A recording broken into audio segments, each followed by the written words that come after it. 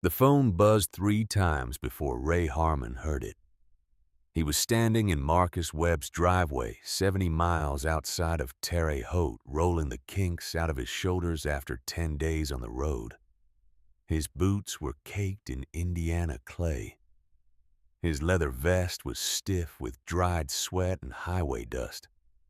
The kind of tired that doesn't live in your muscles. The kind that gets down into your bones and stays there. He'd spent 10 days helping a brother. That's what you did. You showed up when someone needed you. You stayed until the job was done. That's the code. That's the only thing Ray had always been certain about, even when everything else in his life had come apart. The phone buzzed again. He looked down at the screen. One word. Mom. Not his mother. His mother-in-law. Ruth Ann. He hadn't changed the contact name in 3 years. Hadn't been able to bring himself to do it. He answered. The first sound he heard was not her voice. It was the sound of someone trying very hard not to cry and failing completely. "Ray," she finally said. "It's Lily." He didn't remember walking away from Marcus's driveway. He didn't remember the moment his hand found the fence post and held on. He would only remember the way the world tilted sideways slowly, like a ship taking on water. She collapsed at school. They took her to Memorial. The doctors are saying her appendix. It burst, Ray. They need to operate right now. He asked how long ago. She said 40 minutes. She said Lily had been asking for him.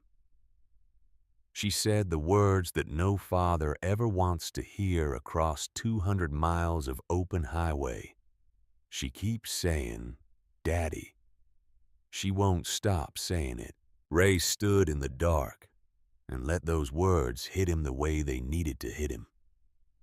He didn't push them away. He didn't tell himself to stay calm.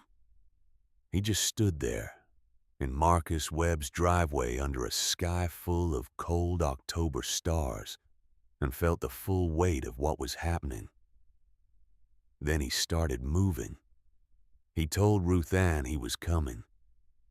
He told her to stay with Lily.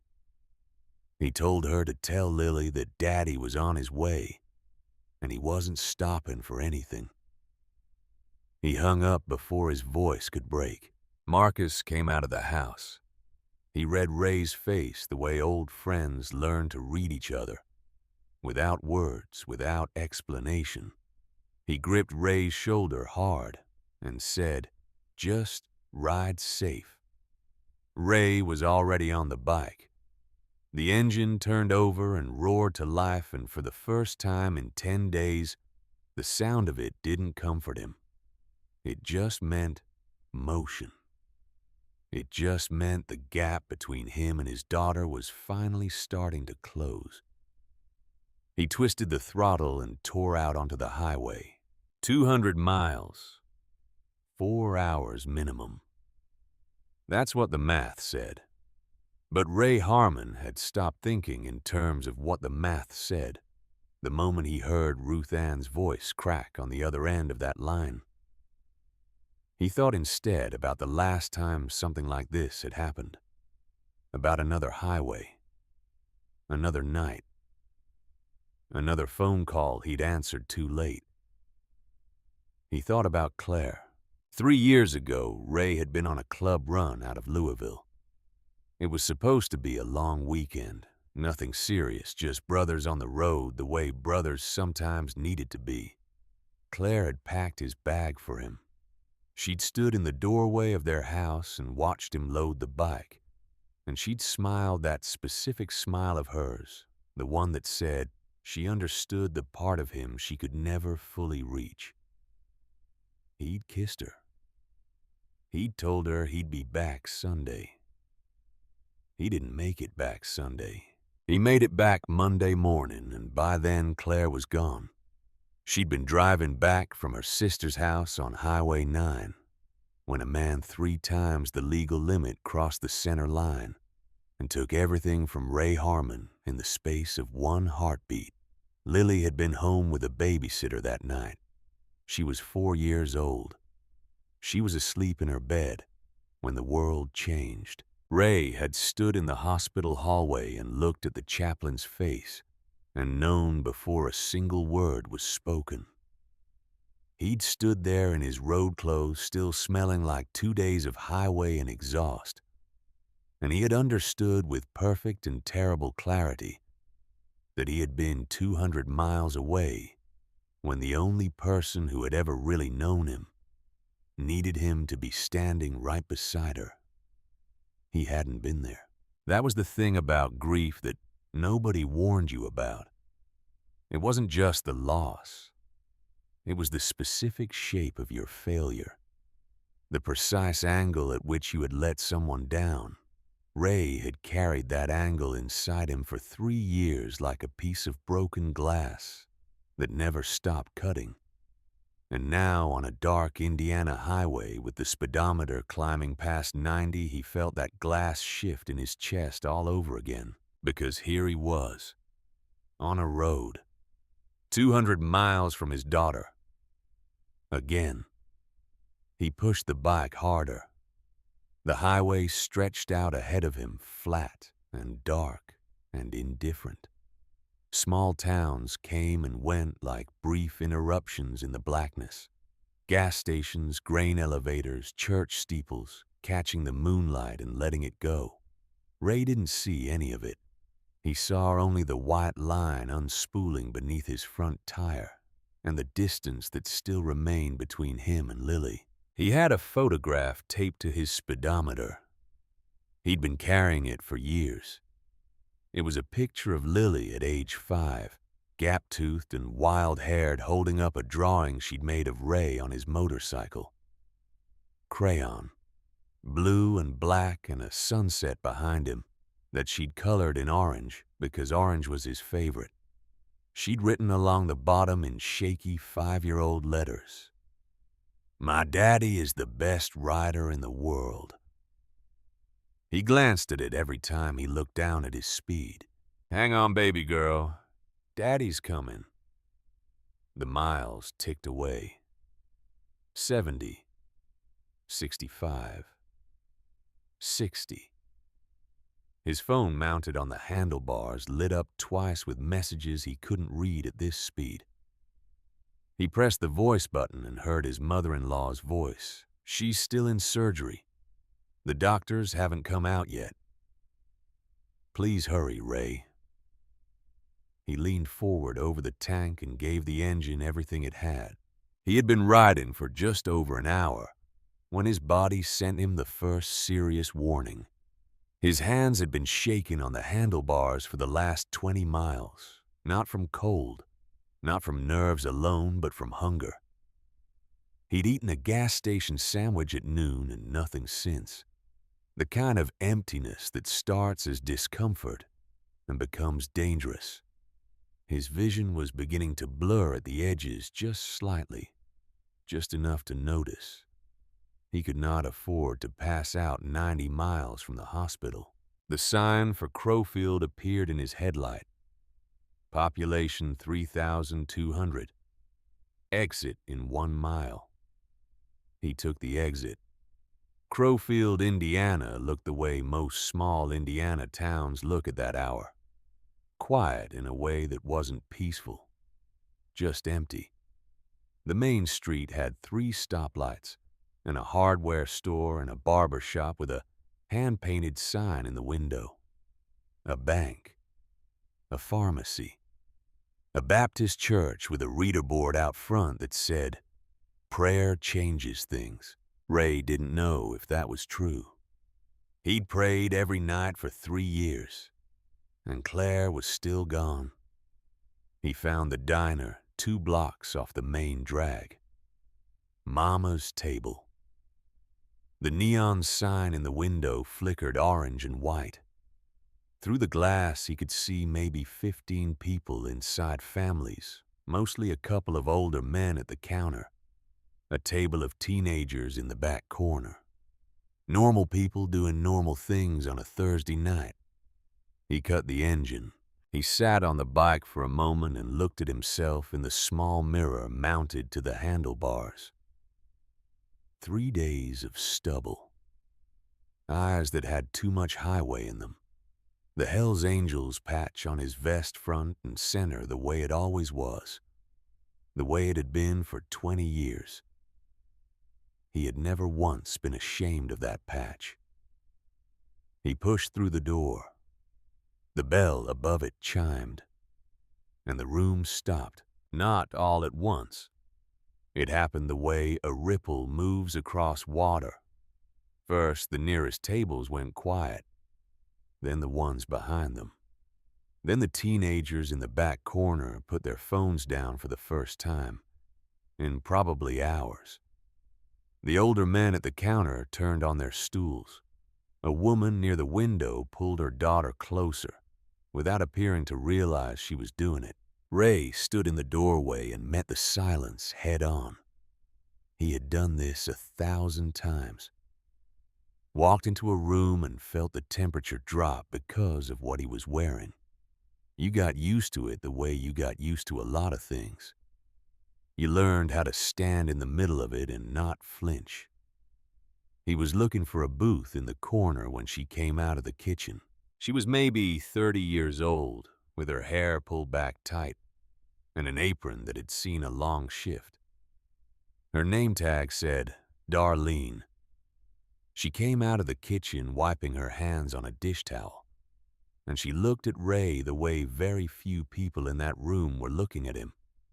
Not with fear, not with the particular kind of hostility that people wrap around themselves when they want to feel righteous about their prejudice. She looked at him like he was a man who had come through her door and needed something.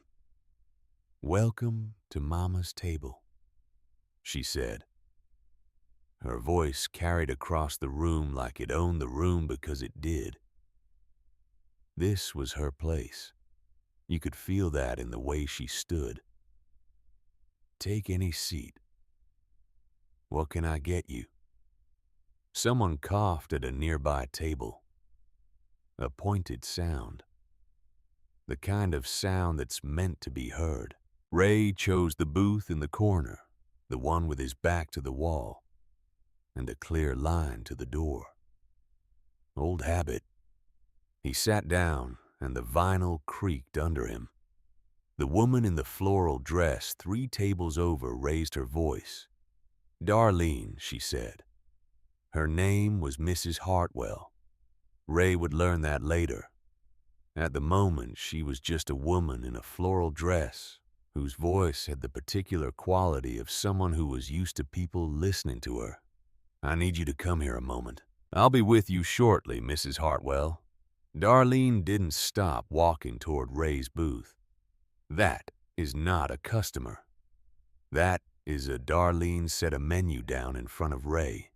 She met his eyes. Her expression hadn't changed.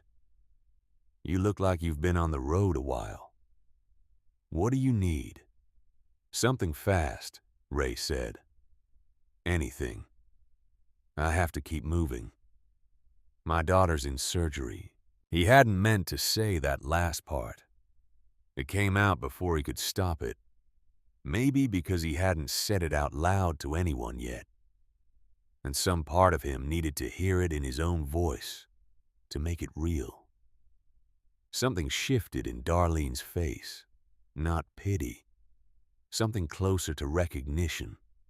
Like she understood what it meant to be in motion towards someone you loved and have the world keep slowing you down. Meatloaf special, she said quietly. Fastest thing in the kitchen tonight. I'll have Miguel rush it. Coffee while you wait. Please. She wrote it down and started back toward the kitchen. She didn't make it 3 steps. Darlene. Mrs. Hartwell's voice had hardened. I am speaking to you. I will not sit in the same establishment as a man like that." "Then you're welcome to leave," Darlene said without turning around. "Your money will be refunded at the register." The table of teenagers laughed, not kindly. One of the men at the counter stood up, tucked his jacket under his arm, and headed for the door without looking at anyone. A family in the middle of the room gathered their children and followed. The bell above the door chimed, and chimed again. Ray watched his hands on the table. He kept them flat, kept them still. He thought about Lily. He thought about the photograph on his speedometer. He thought about the fact that whatever happened in this diner in the next 20 minutes, there was a little girl in an ICU 90 miles away who needed him to get there in one piece. Darlene came back with coffee. She poured it without her hand shaking. "Don't mind them," she said. "I'm sorry for the trouble. You're not the trouble." She went back to the kitchen.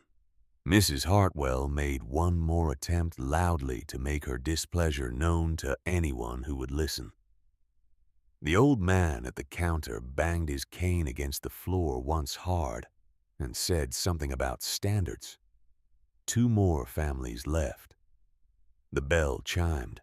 Ray drank his coffee and thought about Claire, and thought about Lily, and thought about how strange it was that the world could be so busy deciding what kind of man you were, when all you were trying to do was get to your daughter. Darlene came back with his plate. The steam rising off the meatloaf was the best thing Ray had seen in hours. "My mama used to say something," Darlene told him, setting the plate down. "She said every person who comes through that door has a story, has a life, has people they love. Don't you ever forget that." Ray looked up at her. She sounds like she was a wise woman. She was. Darlene's voice softened just slightly at the edges. "I lost her 2 years ago. This place is all I have left of her."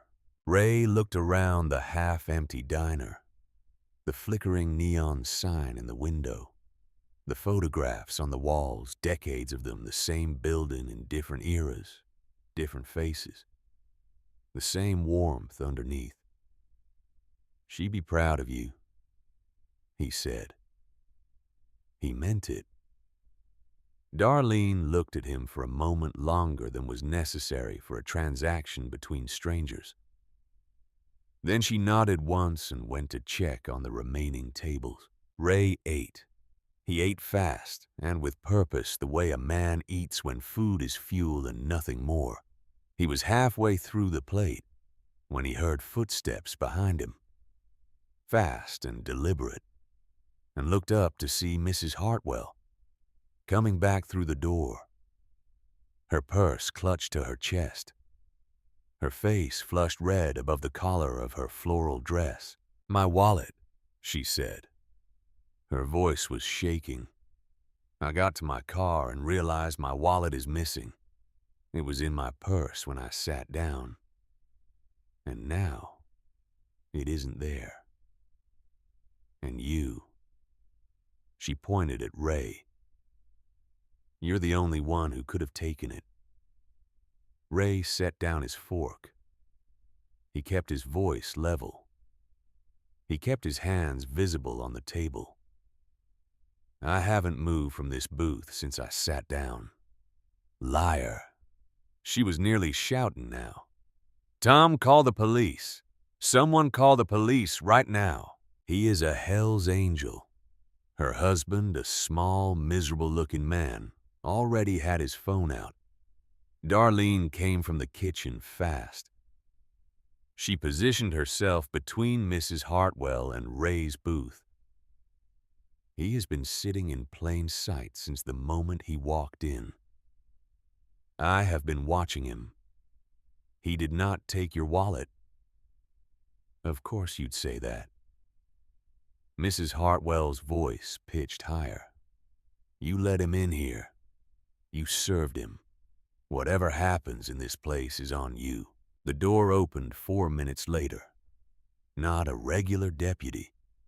The man who walked in was wearing the full uniform of the Crowfield County Sheriff's Department, complete with the silver star on his chest and the careful blankness of a man who had decided something before he'd even stepped through the door. Sheriff Walt Pruitt. He was in his mid-50s, broad. The kind of broad that used to be muscle and had been slowly converting to something else for the last decade. He had pale eyes that moved across the room and found Ray immediately.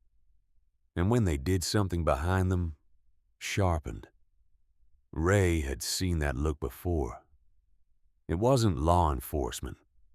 It was recognition of a different kind.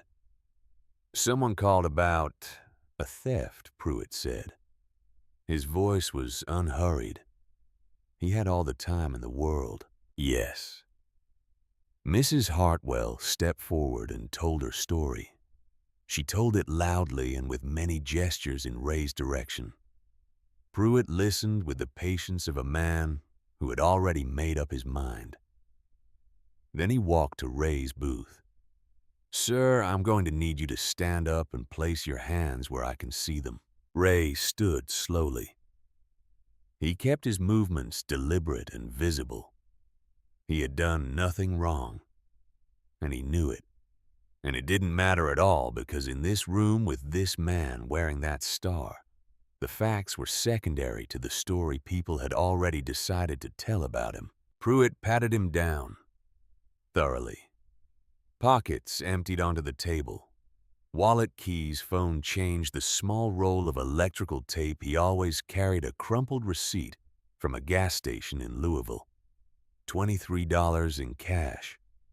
No wallet belonging to Mrs. Hartwell. "Check his jacket," she insisted. Pruitt checked the jacket.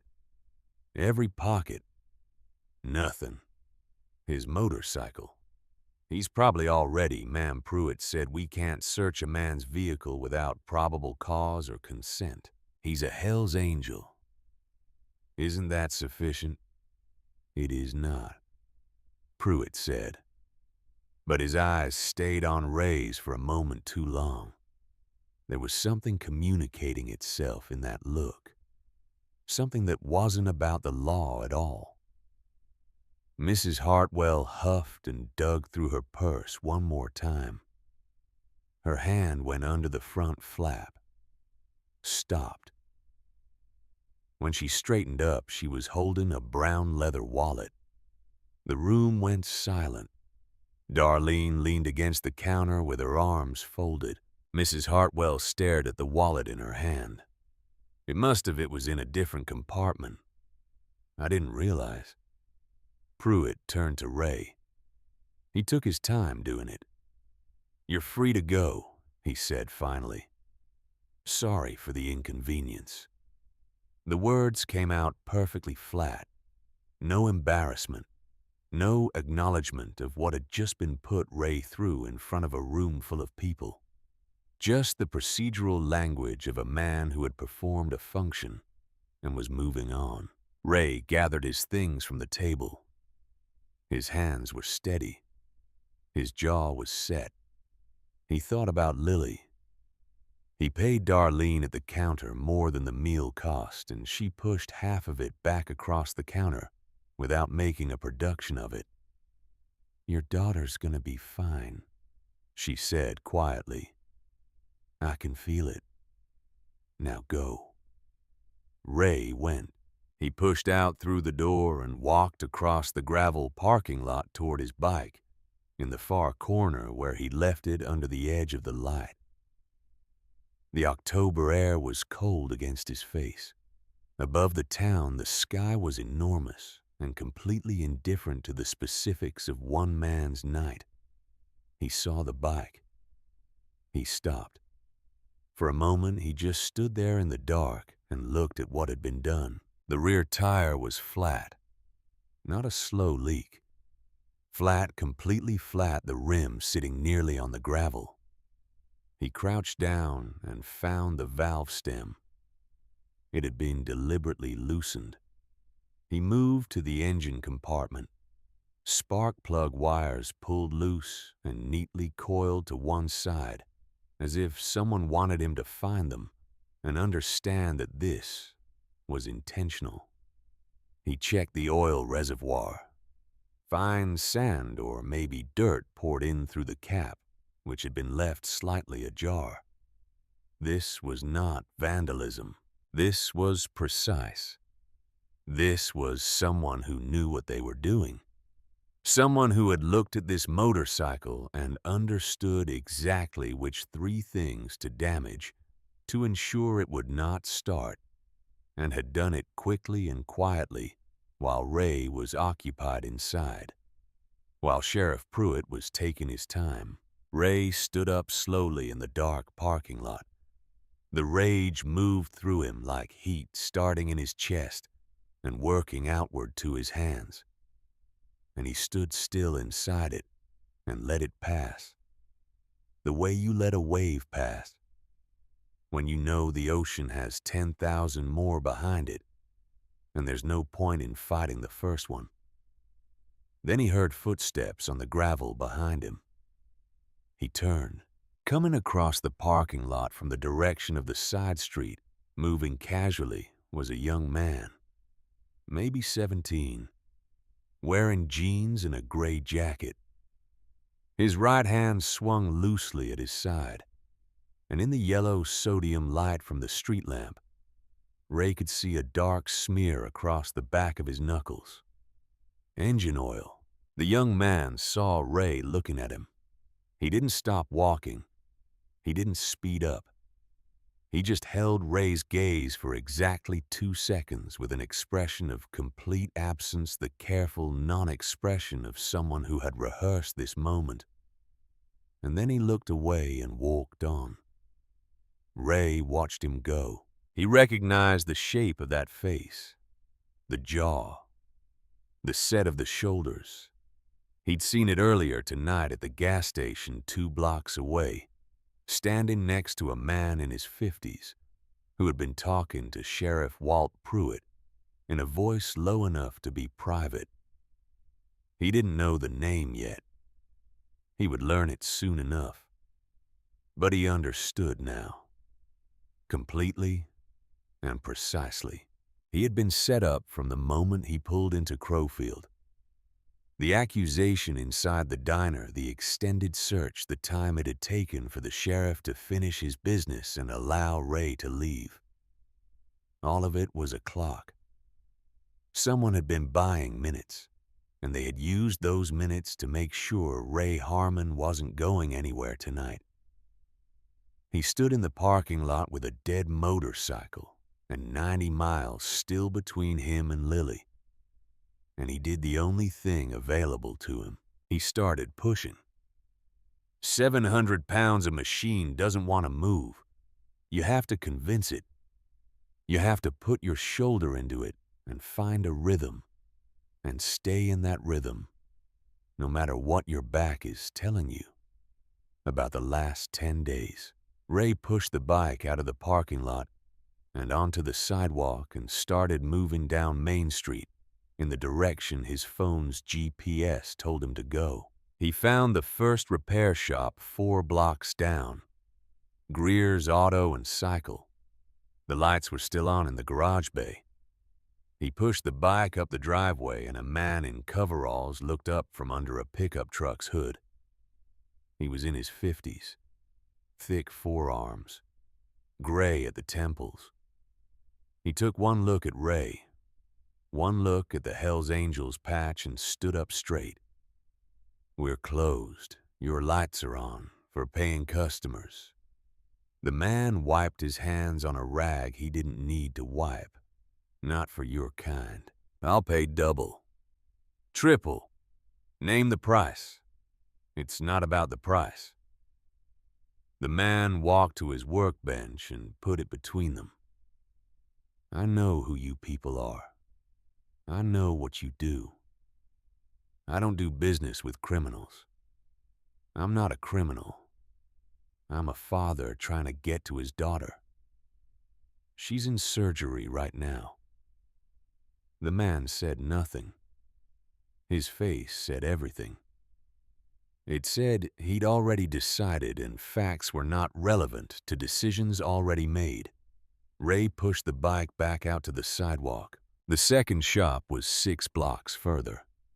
Jackson's Garage. Single-bay older building, the kind of place that had been operating since before the interstate bypassed it and left it behind. An older man was pulling down the garage door when Ray arrived. "Please," Ray called out. "My daughter's in surgery. My bike's been sabotaged. I just need 30 minutes. The man turned. He was in his 60s, thin with the weathered quality of someone who had been dealing with heavy things for a long time. His eyes found the patch the way everyone's eyes did, and he took a step back. "We don't serve bikers here. Please just listen to me for a... My boy got mixed up with a motorcycle club 12 years ago." The man's voice cracked on the last syllable just slightly, the way old grief will crack through even the thickest scar tissue when you press directly on it. "He ended up dead in a ditch outside of Evansville. So no, I won't help you. I won't help any of you. Get away from my property." He yanked the garage door down with a sound like a gunshot. The lights went out. Ray stood in the sudden dark. He wanted to say something. He understood the man's loss. He understood it in a way that went straight through his chest, to somewhere permanent. But there was nothing to say. There was only the push bar of the motorcycle in his hands, and the road ahead, and the distance still to cover. The third shop was Morgan's Repair, 4 blocks further at the edge of town. The chain-link gate was padlocked.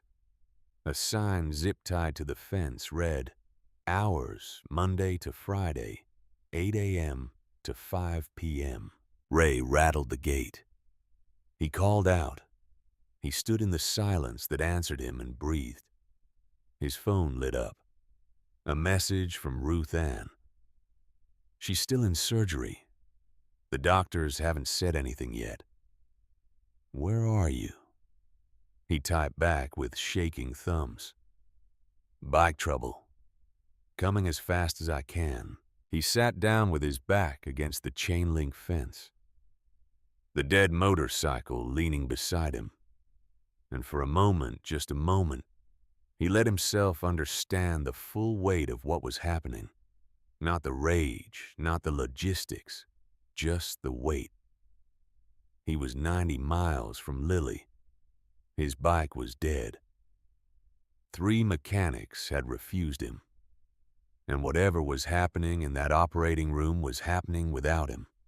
Just like Claire's last moments had happened without him. He had been on the road then too. He had been somewhere else then too. He sat in the dark and felt that broken glass feeling move through him again, slower this time, more thorough. He thought about what it meant to keep failing the people you loved in the same specific way. He thought about the pattern of it. The road always between him and the people who needed him most. He was still sitting there when he noticed the light. It was at the very end of the block at a building so small it barely qualified as a commercial structure. More of a large shed, really, with a concrete apron in front and an old car up on blocks to one side. The light coming from inside was the kind of light that means someone is still working the direct, narrow beam of a work lamp aimed at whatever needs fixing. There was no Google pin for it. There was no Yelp listing. There was a hand-painted wooden sign mounted above the door on 2 eye hooks. And in the orange glow of the nearest streetlight, Ray could just make out the words, "Foster's Garage." He grabbed the handlebars and pushed. He pushed the last 100 yards through a body that had given him every warning it had, and was now simply working on something below warning, below the threshold, where protest registers. His shoulders burned. His lower back had stopped communicating entirely. His hands were so stiff from gripping that they didn't fully open when he released the bars. He pushed the bike into the pool of light coming from the open garage door. A boy looked up. He was maybe 14 years old. Small for it, or maybe just built lean the way boys sometimes are, before the years filled him out. He was wearing coveralls that were at least 2 sizes too large, rolled at the ankles, and he had a wrench in one hand and grease on both forearms to the elbow.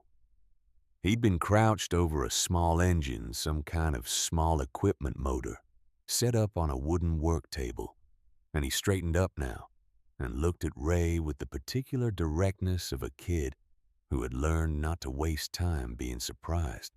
He looked at the motorcycle. He looked at Ray's vest. He looked at Ray's face. "Hey," he said, "your bike looks rough." What happened? Ray's voice came out rougher than he intended. "Someone sabotaged it. I need to get to my daughter. She's in surgery at Memorial Hospital. 90 miles. The boy set the wrench down on the workbench. Just like that. No hesitation. "Let me take a look." Ray almost said something. He almost asked the boy his age, or whether his parents knew he was out here working this late, or how much this was going to cost, or any of a dozen practical questions that would have been the wrong questions. Instead, he watched as the boy walked directly to the motorcycle and crouched beside the rear tire and began examining the valve stem with the focused attention of someone doing work. They understood completely. "You're not scared of me," Ray said. "The patch." The boy didn't look up. "My mama says you judge people by what they do, not by what they're wearing." He ran his hand along the tire sidewall, checking. "What you've done so far is push a broken bike however far it took to get here. Doesn't sound scary to me." Ray leaned against the door frame and watched this child work. "What's your name, Dex?" The boy moved to the engine. "Dex Foster." He checked the spark plug wires, found where they'd been disconnected, began carefully tracing each one back to its terminal. His hands were quick and precise. "Ray Harmon." "I know," Dex said. "Your name's on your wallet. I can see it sticking out of your pocket." Despite everything, Ray almost smiled. "How old are you?" Dex, 14. 15 in March. "And you run this place?" "After school and weekends."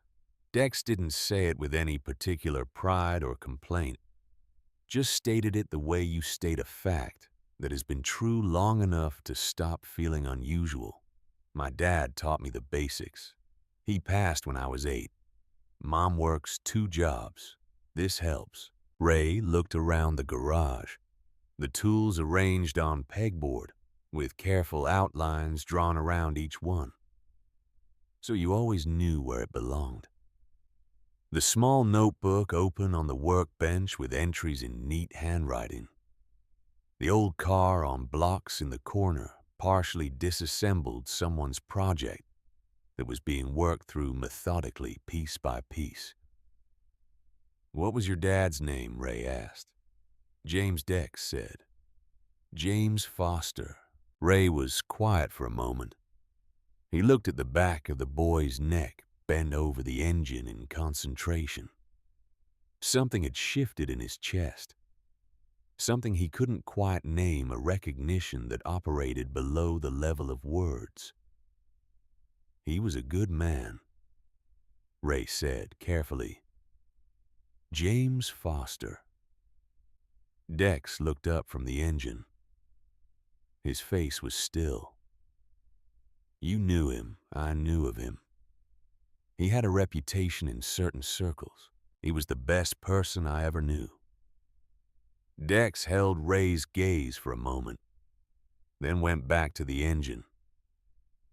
He said something once. He said the patch doesn't make the man makes the patch. He said that to me when I was 6, and I didn't understand it yet. I think I understand it now. Ray said nothing. He stayed in the doorway and let this 14-year-old kid, who had his father's face, and apparently his father's code work on his motorcycle in the middle of a Thursday night, and he felt the glass in his chest rearrange itself into something that cut differently than it had before. His phone lit up again. Still in surgery. She's stable right now. Doctor says it's serious, but she's fighting. Please hurry. Ray looked at the message for a long time. She fighting, he said almost to himself. Dex didn't look up. Then she'll make it. Fighters make it. He said it with a certainty that had nothing to do with naivety. It was the certainty of a kid who had watched his mother work 2 jobs for 6 years and had set up a garage operation at age 8 with a set of tools his father left him, and had decided somewhere along the way that the facts of a situation were less relevant than what you did inside them. I can fix this, Dex said. 30-40 minutes. The tire I can patch. The oil reservoir I'll flush and replace what I can from my own stock. The plug wires are just a reconnection. Whoever did this knew what they were doing, but they also knew they didn't have a lot of time. They went for speed over permanence. Ray watched him work. He thought about Lily lying in a hospital bed, 90 miles away with Ruth Ann holding her hand, and a surgical team doing something Ray couldn't help with, no matter how fast he rode. He thought about Claire. He thought about all the miles he'd put between himself and the people who needed him. He thought about this boy, 14 years old, crouched over a stranger's motorcycle at midnight, because his mother had taught him that you judge a person by what they do. I had a daughter once, Ray said. The words came out before he decided to say them. Not Lily. Before Lily. She was pregnant when we first got together. We lost the baby, a boy. We would have named him Daniel. He didn't know why he said it. He hadn't said it to anyone in years. Maybe because the night had already taken everything else from him, and there was a strange kind of freedom in that. Maybe because this boy with his father's face and his father's code was the only person who had looked at Ray Harmon tonight and seen a man instead of a threat. I'm sorry, Dex said simply. Ray nodded. Lily is everything he said. She's all I've got left. Her mother's gone. It's just us. Dex looked up from the engine. He looked at Ray for a long moment. Then I better get you there, he said, and went back to work. It took 38 minutes. Ray stood in the doorway of that small garage and watched this boy work with the unhurried efficiency of someone twice his age, and outside the October sky moved slowly toward midnight. And somewhere 90 miles away, his daughter was fighting. Dex patched the tire. He flushed the oil reservoir with the practiced speed of a kid who had done this operation more times than he could count using the motor oil he kept stocked in neat quart containers along the back wall. He reconnected the spark plug wires one by one, checking each connection twice. When he was done, he stood up, wiped his hands on a rag, and said, "Let's see if she starts." Ray got on the bike. His hands found the grips. His right foot found the kick. He turned the key. The engine coughed once, twice, and on the third attempt it caught, and the sound of it in that small garage was like something returning from a long distance. Dex grinned. It was the first time he'd grinned the entire time, and it transformed his face, completely lit it up from somewhere behind his eyes. "She sounds good," he said. "She'll get you 90 miles. How much do I owe you?" Dex shook his head. Ray pulled out his wallet, everything he had. $23. He held it out. Dex pushed his hand back gently. "Buy your daughter something when she gets out. Some flowers. Something she'd like." Ray looked at this boy. At the coveralls too big for him. At the grease on his forearms. At the garage his dead father had built around him like a gift from across 6 years of silence. "Your dad would be proud," Ray said. Dex looked at the floor for a moment, then back up. "I hope so." He paused. "He wants to see your little girl grow up. So go." Ray kicked the bike into gear. He pulled out of the small garage and onto the dark street. He looked back once. Dex was standing in the doorway in his 2 big coveralls, one hand raised. Ray raised his hand back.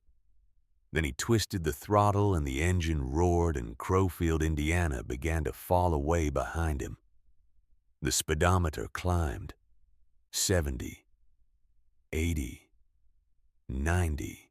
The photograph of Lily was still taped to the dash, slightly wind-curled at one corner, but still there, still holding. Her gap-toothed smile in crayon blue and orange. "My daddy is the best rider in the world. Daddy's coming, baby girl." Ray leaned over the tank and gave the engine everything it had left. 90 miles. The white line pulled him forward. The cold October air hit his face like a hand pressing him back, and he leaned into it. He thought about Frank Greer's son and his oil-stained hands. He thought about Sheriff Pruitt's careful, unhurried eyes. He thought about Darlene Webb standing her ground in that diner while the room emptied around her. He thought about Dex Foster, 14 years old, and James Foster's son fixing a stranger's motorcycle at midnight for nothing but the principle of the thing. He thought about all of it, and he rode. 90 miles. The clock on his phone said 11:47 p.m. He had people to get back to. Memorial Hospital appeared on the horizon the way salvation sometimes does. Not all at once. First, just a glow against the black sky, the particular kind of light that never fully turns off, because the work inside it never fully stops. Then the blue H signs appearing at intervals along the off-ramp, each one a little larger than the last, pulling him forward like a current. Ray took the exit at 1:14 in the morning. He had pushed the bike past 100 for most of the last 40 miles. His eyes were raw from the wind. His hands had gone partially numb around the grips somewhere around the 60-mile mark and hadn't fully come back. He didn't notice any of it. He was operating on something below the level of physical sensation. Now some older and more fundamental system that had taken over when everything else had been spent. He pulled into the hospital parking lot and cut the engine. The silence hit him like a wall. He sat on the bike for 3 seconds, maybe 4. Then he swung off and ran. Through the automatic doors, past the reception desk where a woman in scrubs called something after him, into the elevator, jabbing the button for the 4th floor, with his thumb standing in the mirrored box, while it rose with agonizing patience, watching his own face in the polished metal. the road-wrecked face of a man who had been several versions of himself tonight and wasn't entirely sure which one was gonna walk through that ICU door. 4th floor. The doors opened. A nurse's station directly ahead. A long corridor lined with closed doors, each one holding something critical. The smell of antiseptic and recycled air, and the particular hush of a place where noise feels like a violation. A nurse at the station looked up. Before she could speak, Ray said the name. Lily Harmon. My daughter. She just came out of surgery. The nurse's face shifted. Something in it released. She stood up. Follow me, she said. She walked him down the corridor and stopped outside room 412. She turned to face him before she opened the door. She told him what the doctor had told Ruth Ann, that the surgery had gone longer than expected, that the infection had spread further than the initial imaging suggested, that they had removed the appendix and a portion of compromised intestine, that Lily was stable, now sedated on IV antibiotics, and that the next 24 hours would tell them most of what they needed to know. But she's alive, Ray said. She's alive, the nurse confirmed. She's a fighter, Mr. Harmon. And she kept asking for you even under sedation. Ray put his hand flat against the door. He pushed it open. The room was small and very quiet. The machines around the bed registered Lily's presence in green and amber numbers, her heart rate and oxygen and blood pressure, all being translated into data by devices that didn't know what they were measuring.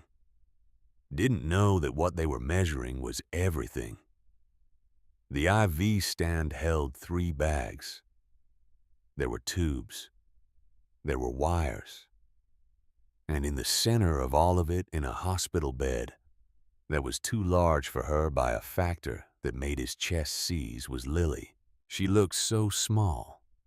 Ray had known she was small. He knew her exact height and weight the way fathers know these things from doctors' visits and doorframe measurements and the specific way she fit against his shoulder when he carried her. But knowing a thing and seeing it are different operations. Seeing her in that bed with all of that equipment arranged around her to keep her in the world. He understood small in a new and permanent way. Ruth Ann was in the chair beside the bed holding Lily's hand. She looked up when Ray came in and her face did something complicated. Relief and exhaustion, and 3 years of accumulated grief all moving across it at once. She stood up slowly, and Ray crossed the room in 3 steps, and they stood together beside the bed, without saying anything for a long moment. Then Ruth Ann put her arms around him and held on. He let her. He stood in the middle of that small room with his road-filthy jacket and his highway-worn hands, and let his mother-in-law hold him, the way she used to hold Claire. And he felt something in him that had been rigid for a very long time begin to give slightly at the edges. "I'm sorry," he said into her shoulder. "I'm sorry I wasn't here sooner. You're here now. That's what matters." He pulled back and looked at Lily's face. Even sedated, even pale, even with the tube taped at the corner of her mouth, she looked like herself in all the ways that counted. The slight upturn at the end of her nose, the way her dark hair fell across the pillow, the same way Claire's used to. The small hands, both of them, one held by Ruth Ann and one lying open at her side, like an invitation. Ray sat down on the edge of the chair. He took her open hand in both of his. It was warm, small and warm, and real. "I'm here, baby girl," he said quietly. "Daddy's right here. You don't have to keep asking for me anymore." He sat there for a long time. The machines beeped their steady reassurance. Ruth Ann settled into the second chair they'd brought in and dozed with her chin on her chest. Ray held Lily's hand and watched her breathe and let the night settle around him. The doctor came at 2:30. Dr. Alvarez, a man in his 40s with the measured calm of someone who delivered hard news often enough to have developed a specific language for it. He went through the details again more thoroughly this time with Ray. The extent of the infection, the tissue they'd had to remove, the recovery timeline, which he described as weeks, not days, and the need for careful monitoring over the next 24 hours. Ray asked the question he'd been carrying since Louisville. If I'd gotten here 2 hours later. Dr. Alvarez held his gaze. He didn't soften it. Another 2 hours and we would have been having a very different conversation. Ray nodded. He'd known. He'd felt the shape of it in the way Ruth Ann's voice had sounded on the phone. But knowing and hearing it confirmed were different things, and he sat with the confirmed version of it while the doctor finished his notes and told him to get some rest if he could. Ray did not get some rest. He sat beside his daughter and watched her breathe until the sky outside the window began to shift from black to the deep gray that comes before dawn. He watched it move through gray to pale blue, to the tentative orange of an early October morning in Indiana. He watched his daughter's chest rise and fall, with the patient rhythm of a body doing the serious work of healing itself. Around 6 in the morning, Lily's eyes opened. Not all the way, just a sliver. The particular partial consciousness of someone surfacing through heavy sedation, finding the world unfamiliar and retreating slightly, then finding something familiar enough to surface further. She found his face. Daddy. Her voice was barely there. A whisper scraped rough by the breathing tube they'd removed the previous evening. But it was her voice, completely and unmistakably her voice. And Ray felt the word go through him like something physical. "I'm here, sweetheart. Right here. You came." "Of course I came. I knew you would." She almost smiled. Her eyes were still only half open. "I told Grandma Ruth you'd come. I told you I would. Nothing was gonna stop me." She drifted back under. Her hand tightened slightly around his and then relaxed, the grip loosening as sleep pulled her back down. But she was smiling when she went. Just barely. Just enough. Ray sat in the chair and pressed her hand against his forehead and closed his eyes. He gave himself 5 minutes. 5 minutes of sitting in the knowledge that she was alive and she had smiled, and she was gonna be all right. 5 minutes of letting that be enough just for a moment before the rest of the night's events came back to collect what they were owed. He thought about Darlene Webb, who had sent half of his money back across the counter and told him to go be with his daughter. He thought about Dex Foster, 14 years old with grease on his forearms, who had fixed his motorcycle at midnight and refused to take a single dollar for it. He thought about Frank Greer's son, crossing that parking lot with oil on his hands and nothing on his face. He thought about Sheriff Walt Pruitt and his careful, unhurried eyes. He pulled out his phone. He found Darlene's number. She'd written it on the back of the receipt she'd tucked into the bag with the 2 slices of pecan pie she'd sent along for the road. He hadn't been able to eat them. They were still in his saddlebag. He dialed. She answered on the second ring. The sound of the kitchen behind her pots and early morning prep. Mama's table. Darlene.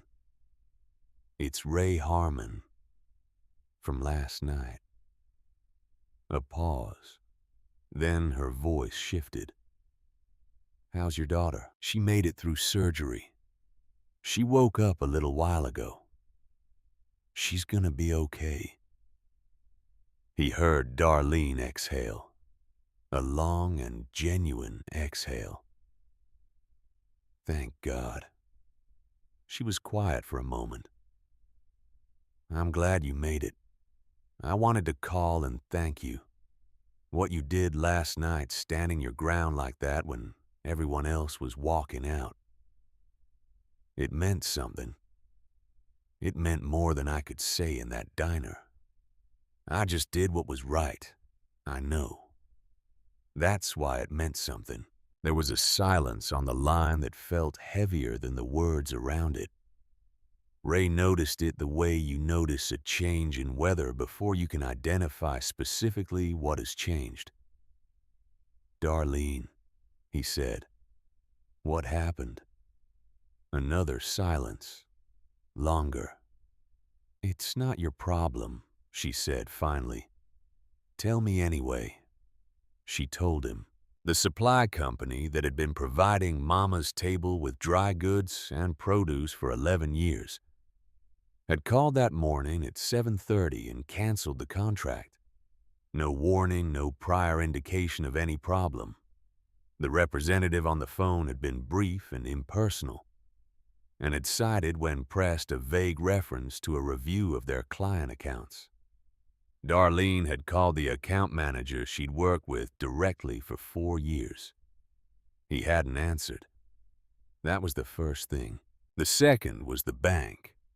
She'd gotten an automated notice at 6 in the morning before she'd even opened that her business line of credit was being reviewed and temporarily suspended, pending resolution of a complaint that had been filed against the account. She didn't know who had filed it. The automated system couldn't tell her that. She was supposed to call a number between 9 and 5 on business days to speak with a representative, and the third thing was a man in a suit who had knocked on the front door of Mama's table at 8:15 in the morning, 45 minutes before opening, and handed her a business card. He represented a development company. The company was interested in acquiring the property. The offer was below market value significantly, and the card had Frank Greer's name on it as a referring party. Ray was quiet for a moment. How long has Greer been after your building? He asked. Darlene's voice went tight. My mama turned him down 3 times in the last 8 years. He wanted to put a tire shop on the lot. She wouldn't sell. She left the building to me when she passed. I've turned him down twice since then, and now he's using last night as leverage. I lost half my customers before closing. I don't know how many will come back. If the supply contract is gone and the credit line is suspended, I can't operate through the month. Ray was standing now, though he didn't remember getting up. He was at the window looking out at the parking lot below at his motorcycle in the handicapped adjacent space where he'd left it in his sprint for the door. Darlene, he said, I'm gonna handle this. Ray. Her voice had a specific quality now, the quality of someone who has dealt with certain kinds of situations for long enough to know how they tend to go. You have a daughter in the hospital. You go home to her when she's released, and you don't look back. This isn't your fight. You made it my fight when you stood up for me last night. I didn't stand up for you because I wanted something in return. I know that. That's exactly why I'm going to handle it. He could hear her thinking on the other end of the line. He could hear the kitchen sounds behind her. The particular busy hum of a woman who had opened her mother's diner at 6 in the morning despite everything, because that was what you did with the thing that had been left to you. "Be careful," she said finally. He told Ruth Ann he'd be back by evening. Ruth Ann had been awake for 2 hours by then, sitting with her coffee and watching Lily sleep. And she looked at Ray with an expression that said she understood more than he'd told her. She was that kind of woman. Had always been that kind of woman, which was presumably where Claire had learned it. She told him to go do what he needed to do, and that Lily wasn't going anywhere, and she'd call him the moment anything changed. He kissed Lily's forehead and left. The drive back to Crowfield took an hour and 40 minutes. The morning had turned cold and sharp, the particular October cold that carries the first real suggestion of the winter behind it.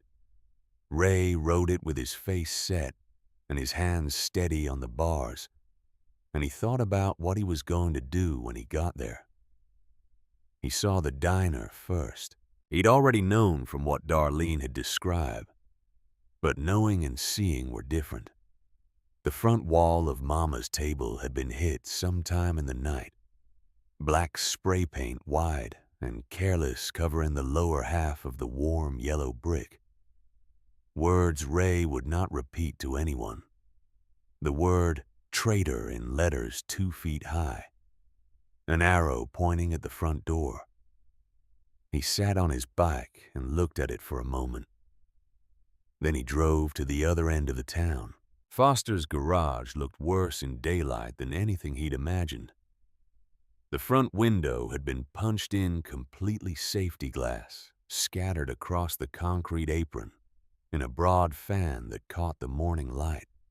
The tools that had been hanging on the exterior pegboard rack, the one Dex used for larger equipment that didn't fit inside, had been knocked to the ground, and several of them bent deliberately, the kind of bending that requires a specific intention to render something permanently useless. The oil drum in the corner had been kicked over. The dark stain of it spread across the concrete in the shape of something that looked like a bruise. The hand-painted sign that had said Foster's Garage had been spray-painted over. The same handwriting as the wall of Mama's table. Norma Foster was standing in front of the garage. She was wearing her nursing scrubs, the pale blue ones with the hospital logo on the chest pocket. And she had clearly been standing there for some time before Ray arrived, because she had the particular stillness of a woman who has gotten past the initial shock and arrived somewhere harder and quieter. She watched Ray park the bike. She watched him take in the damage. When he looked at her, her expression was controlled and exhausted. He told her who he was. She already knew. Dex had told her about the man with the motorcycle and the daughter in surgery. "I wanted to check on you both," Ray said. "And I wanted to see this for myself." Norma looked at the garage. Her hands were folded in front of her in the way of someone who is keeping them folded to prevent them from doing something else. "Dex is at school. I told him to go. I didn't want him here when I came home and saw this." "Did you call the police?" She looked at him with the flat patience of a woman who had learned exactly how certain questions land. "Sheriff Pruitt sent a deputy," she said. "He took some photographs and wrote things in a notebook and said he'd file a report, and that these situations were often difficult to resolve without witnesses or direct evidence." Then he left. Ray looked at the bent tools on the ground, at the smashed window, at a 14-year-old kid's inheritance deliberately destroyed. "How much to replace the window?" he asked. She named a figure. It wasn't a large figure in the abstract. It was a very large figure for a woman working 2 nursing shifts to keep a household operational. "I'll cover it," Ray said. She started to refuse. He raised his hand gently. "James Foster helped build what I'm part of," he said. He didn't say it for the club's sake. He said it because it's the right thing to do. His kid fixed my bike last night and wouldn't take $1. The least I can do is make sure he still has a garage to work in. Norma looked at him for a long moment. Something moved behind her eyes that she didn't let reach her face. "He talks about that man all the time," she said. "James. He's got his tools. He's got his notebooks. He watches the same videos James used to watch about engine restoration." She paused. "He's gonna be okay, isn't he?" "Dex, whoever did this, they're not gonna come back." "No," Ray said. "They're not gonna come back." He said it the way you say something when you intend to make it true. He left Norma Foster standing in front of her late husband's garage and drove 2 blocks to the commercial district. He found Greer's auto and cycle. It looked different in daylight, larger than it had seemed the previous night, with 2 full service bays and a small retail showroom visible through the plate glass. A sign in the window advertised tire installation and state inspections. Ray parked across the street. He sat on the bike and watched the shop for a few minutes. Frank Greer's truck was in the lot. A newer model, well-maintained, the kind of vehicle that announces a certain comfort with where its owner has positioned himself in life. Ray thought about going in. He thought about standing across a counter from the man who had coordinated the sabotage of his motorcycle, who had sent his own son out to do it, while Walt Pruitt ran interference inside the diner, and saying whatever needed to be said directly and without intermediary. He was still thinking about this when the door of the shop opened and Frank Greer came. He was in his mid-50s, heavy set in the way of a man who had been physically capable at some earlier point and was running on the residual confidence of that. He was wearing a collared shirt with his shop logo on the breast pocket. He walked to his truck, opened the door, and then noticed Ray across the street. They looked at each other. Greer's face went through a fast sequence of expressions. Surprise was first, then a carefully constructed blankness, then, very briefly, something that might have been calculation. Ray got off the bike. He crossed the street at a normal pace. He put his hands in his jacket pockets, not because he was cold, but because he wanted them somewhere visible and unthreatening. He stopped about 10 feet from Greer and looked at him. "My bike got fixed," he said. "Made it to the hospital in time. My daughter's going to be okay."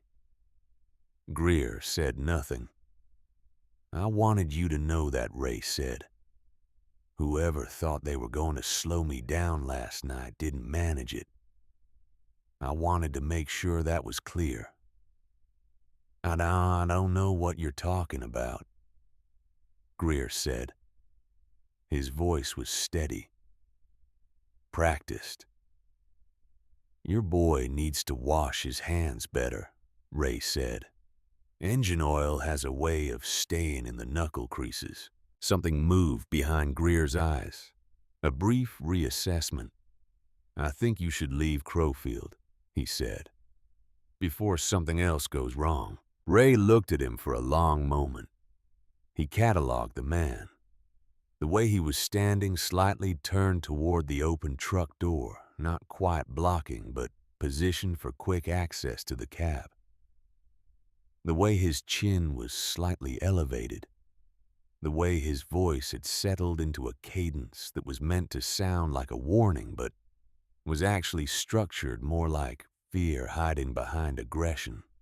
"I'll be leaving soon enough," Ray said, "but not before some things get addressed."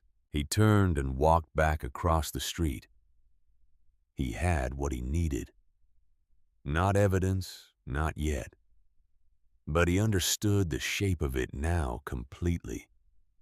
He understood it the way you understand a machine once you've seen enough of its moving parts. He was unlocking his saddlebag when the door of the hardware store 2 buildings down opened, and a small man in a canvas apron stepped out.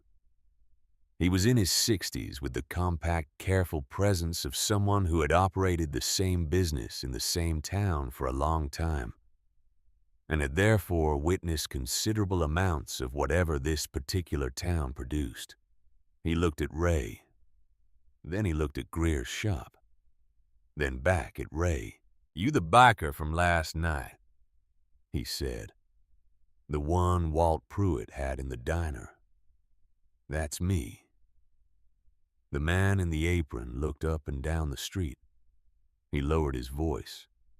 "I've got a security camera on the outside of my store," he said. "Covers the parking lot across the way. I've had it for 4 years because kids used to break into cars at night." He paused. "I checked it this morning, after I saw what happened to that garage down at the end of the block." Ray went very still. "You want to come inside?" the man said, "and look at something with me." His name was Gerald Hatch. He'd owned Hatch Hardware for 31 years. He was not the kind of man who looked for trouble or invited it.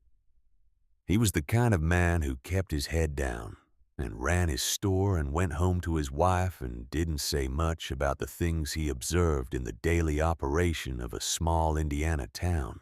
But he had 3 daughters. He'd told Ray that while they walked to the back office where the monitor sat. He said it without context.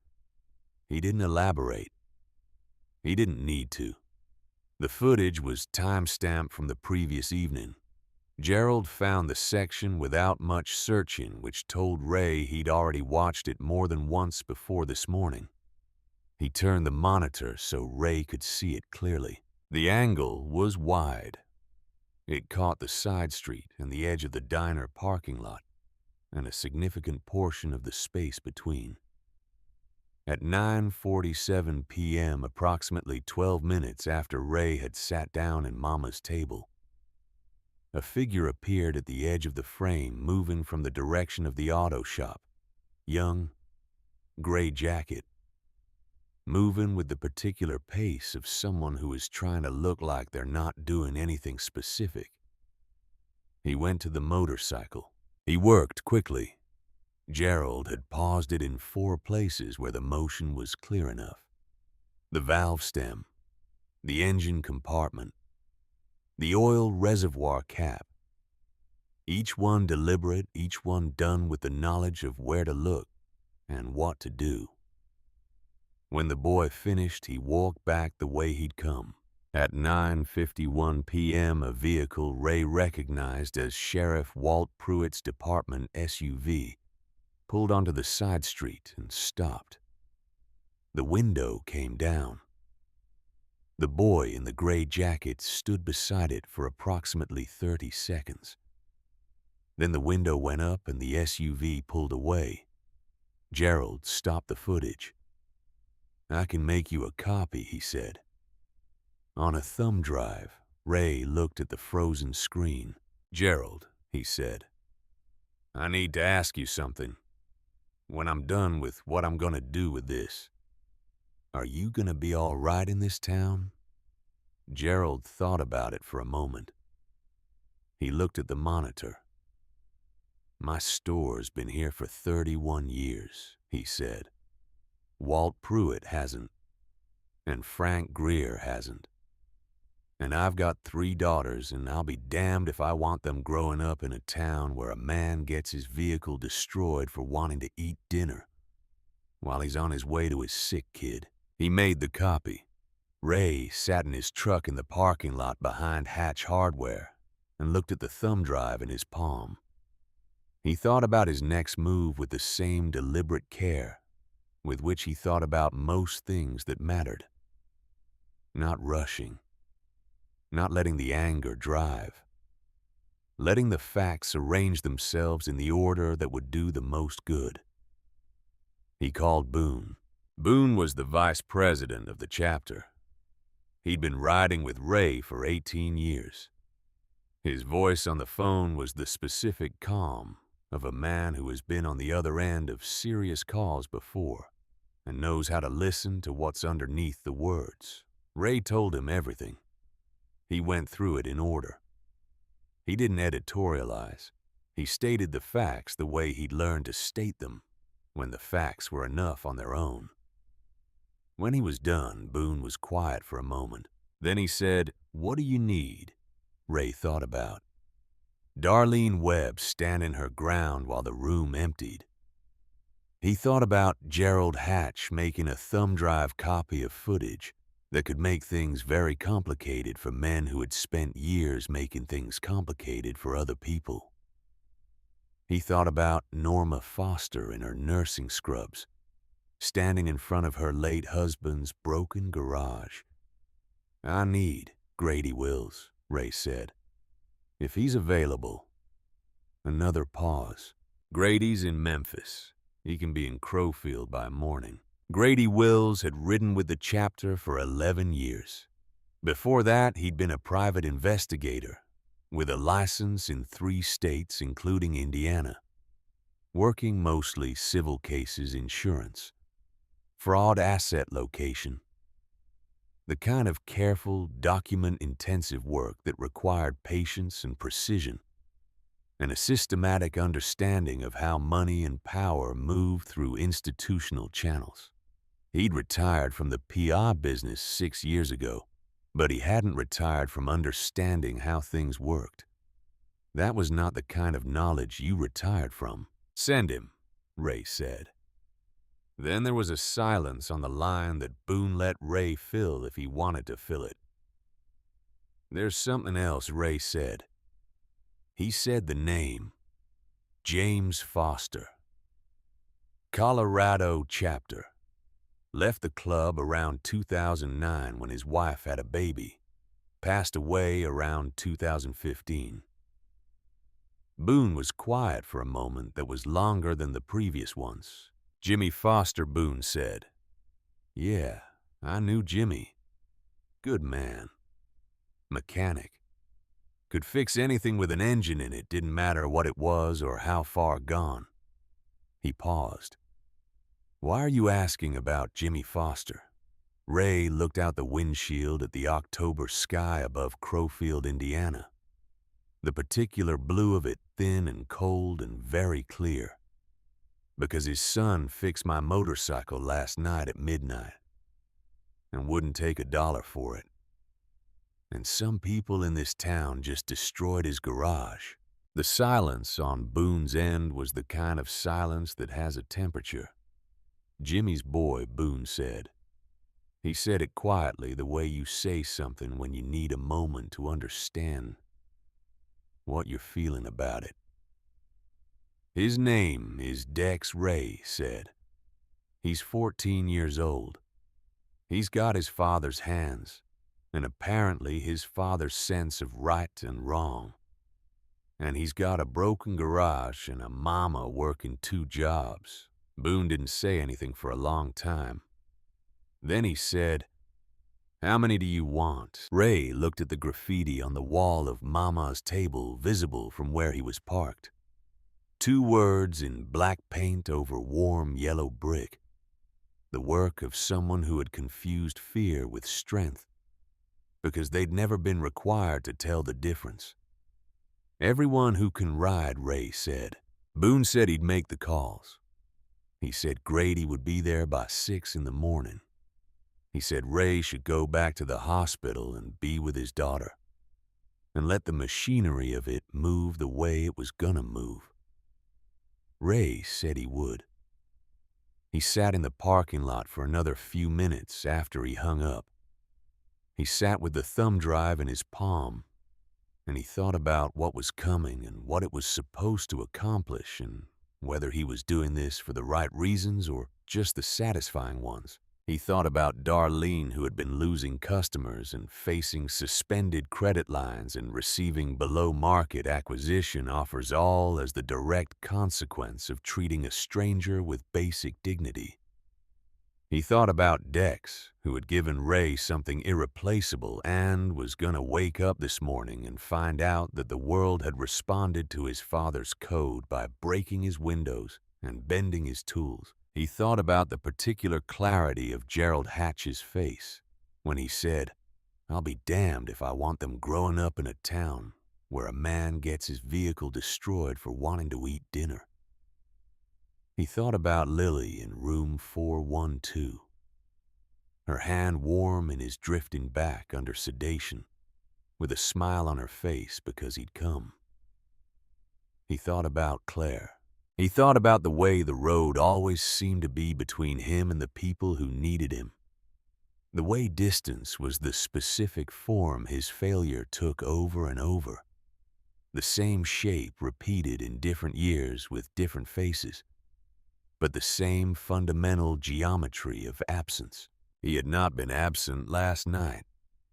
He had pushed a dead motorcycle 2 miles through a town that didn't want him there. And he had found the one person in that town who operated by a different code. And he had gotten to his daughter in time. That had happened. That was done, and it was real. And Lily had smiled when she found his face. But Darlene's wall was still covered in black paint, and Dex's garage was still full of broken glass. Ray put the truck in gear. He drove back through Crowfield one more time before he left. He drove slowly, the way you drive when you want to remember something accurately. He noted the distances. He noted the layout of the main street, the width of it, the available space on either side. He noted the parking areas and the side streets, and the general geography of the town center. He was thinking about 800 motorcycles and where you put them. He stopped once in front of Mama's table. He got out and looked at the graffiti from 6 feet away. The paint was flat and cheap, the kind you buy at a hardware store, and it had been applied in a hurry by someone who was trying to make a statement with size rather than precision. The brick underneath was good brick original construction, solid and porous enough that, with the right preparation, it would take paint the way good brick takes paint. He took 3 photographs. He got back in the truck. He thought about colors. He thought about what color you put on a wall when you wanted to say something different than what was written on it. He thought about orange and yellow, the colors of the sign Ruth Ann had painted on the garage wall back home when Lily was 2 years old. The wall that faced east, so the morning light hit it first. He thought about sunrise. He drove back toward the highway. He drove north and east through the flat Indiana farmland, the fields harvested and bare, now the earth dark, and prepared for what came next. The sky above them was the same cold, clear blue it had been all morning. He called Ruth Ann from the road. She answered right away. Lily was awake again, she said. She'd eaten a few crackers. She'd asked where Daddy was. "Tell her I'll be back before dark," Ray said. "Tell her everything is okay." "Is it?" Ruth Ann asked. "It's going to be," Ray said. He meant it in more than one direction. He meant it for Lily, and he meant it for Darlene, and he meant it for Dex Foster. 14 years old with his father's tools and his father's code, and a broken window he shouldn't have to pay for. He meant it for all of them. He pushed the truck up to highway speed and drove toward the hospital. And the October sky opened out ahead of him, wide and cold and perfectly clear in all directions. The kind of sky that makes you feel like you can see all the way to what's coming next. What was coming was 800 motorcycles. He had people to take care of. Grady Wills arrived in Crowfield at 5:47 in the morning, 13 minutes ahead of schedule, which was consistent with everything Ray knew about the man. He was 61 years old and built like someone had assembled him from spare parts that were all individually too large. His forearms were the size of most men's calves. He had a gray beard kept short and a way of moving through a room that suggested he had already cataloged everything in it before you noticed him enter.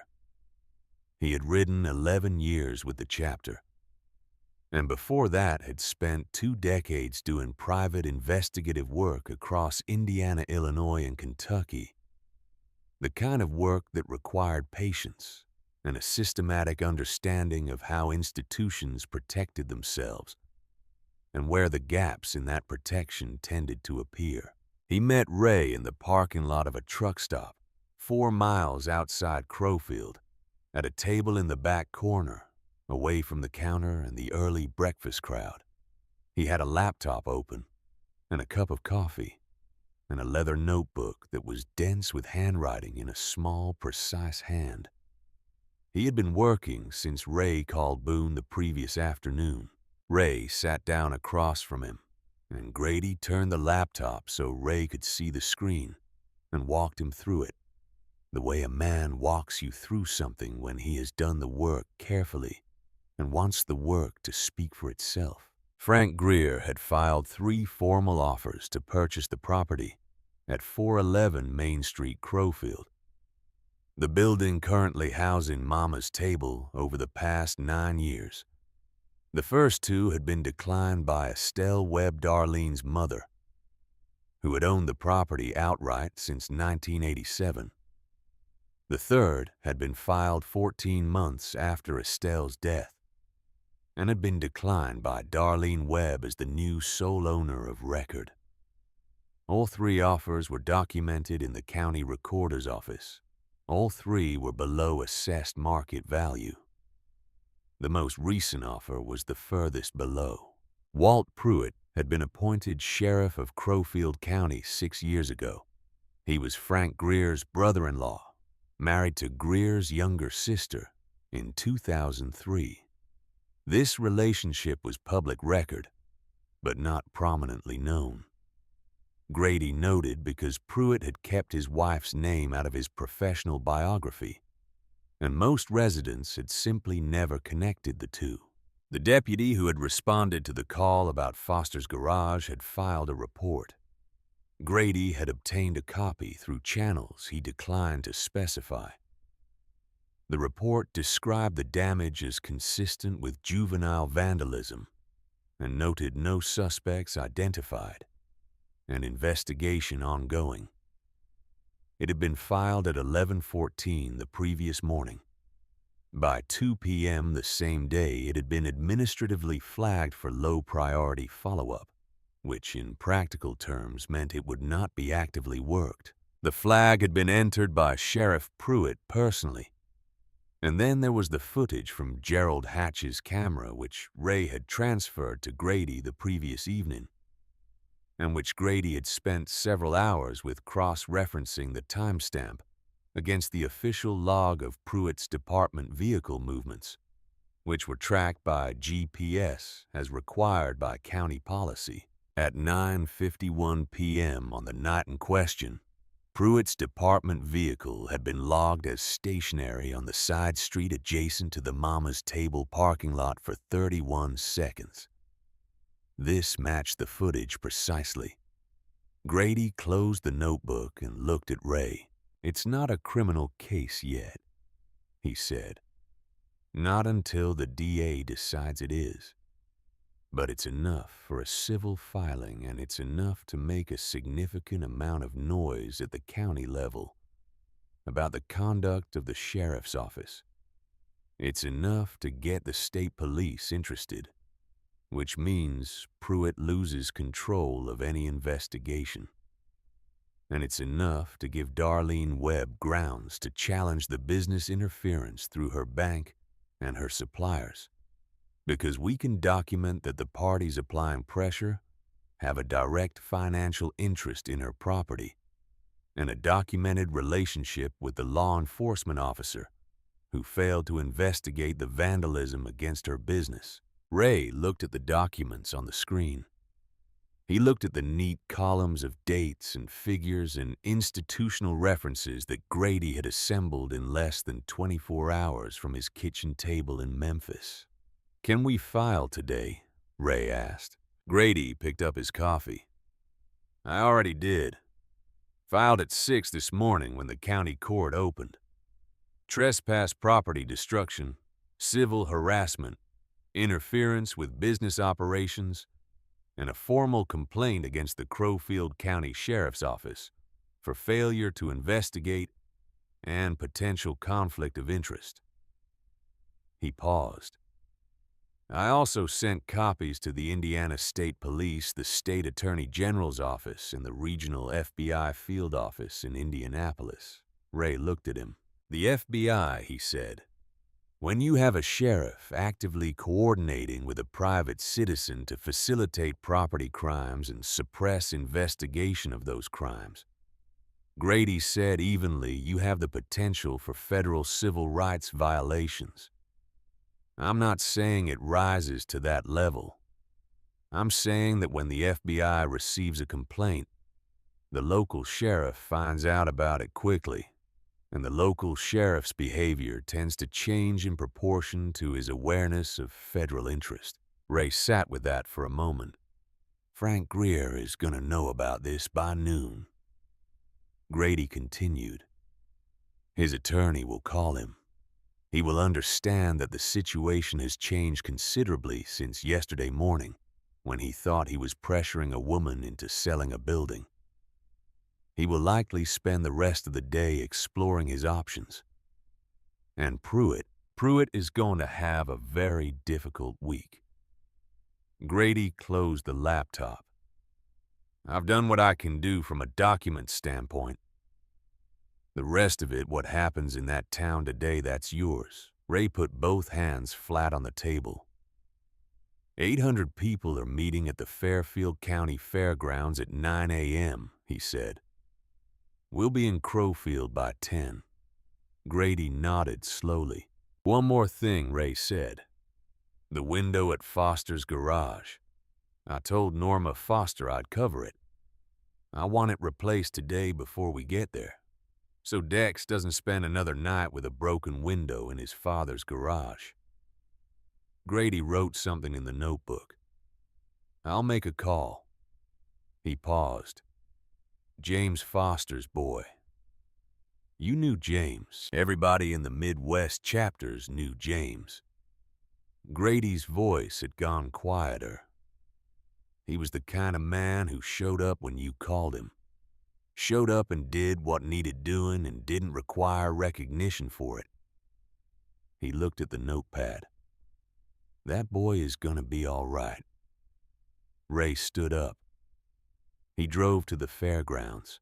The parking lots were already filling when he arrived. They had been filling since before dawn. Bikers coming in from Louisville and Indianapolis and Cincinnati and Chicago and Columbus and from smaller towns scattered across 4 states converging on this flat piece of Indiana farmland in response to calls that had gone out through the chapter network over the previous 18 hours. The sound of engines was a continuous rolling presence in the air, individual machines arriving and joining the larger sound until the larger sound was something you felt as much as heard. Ray parked and stood at the edge of the lot and watched them come. He had been part of this brotherhood for 20 years. He had watched it respond to things before. He knew what it looked like when the chapter moved with purpose. But 800 was different. 800 was something you had to look at for a while before your mind could process the full scale of it. The rows of machines went further than seemed reasonable.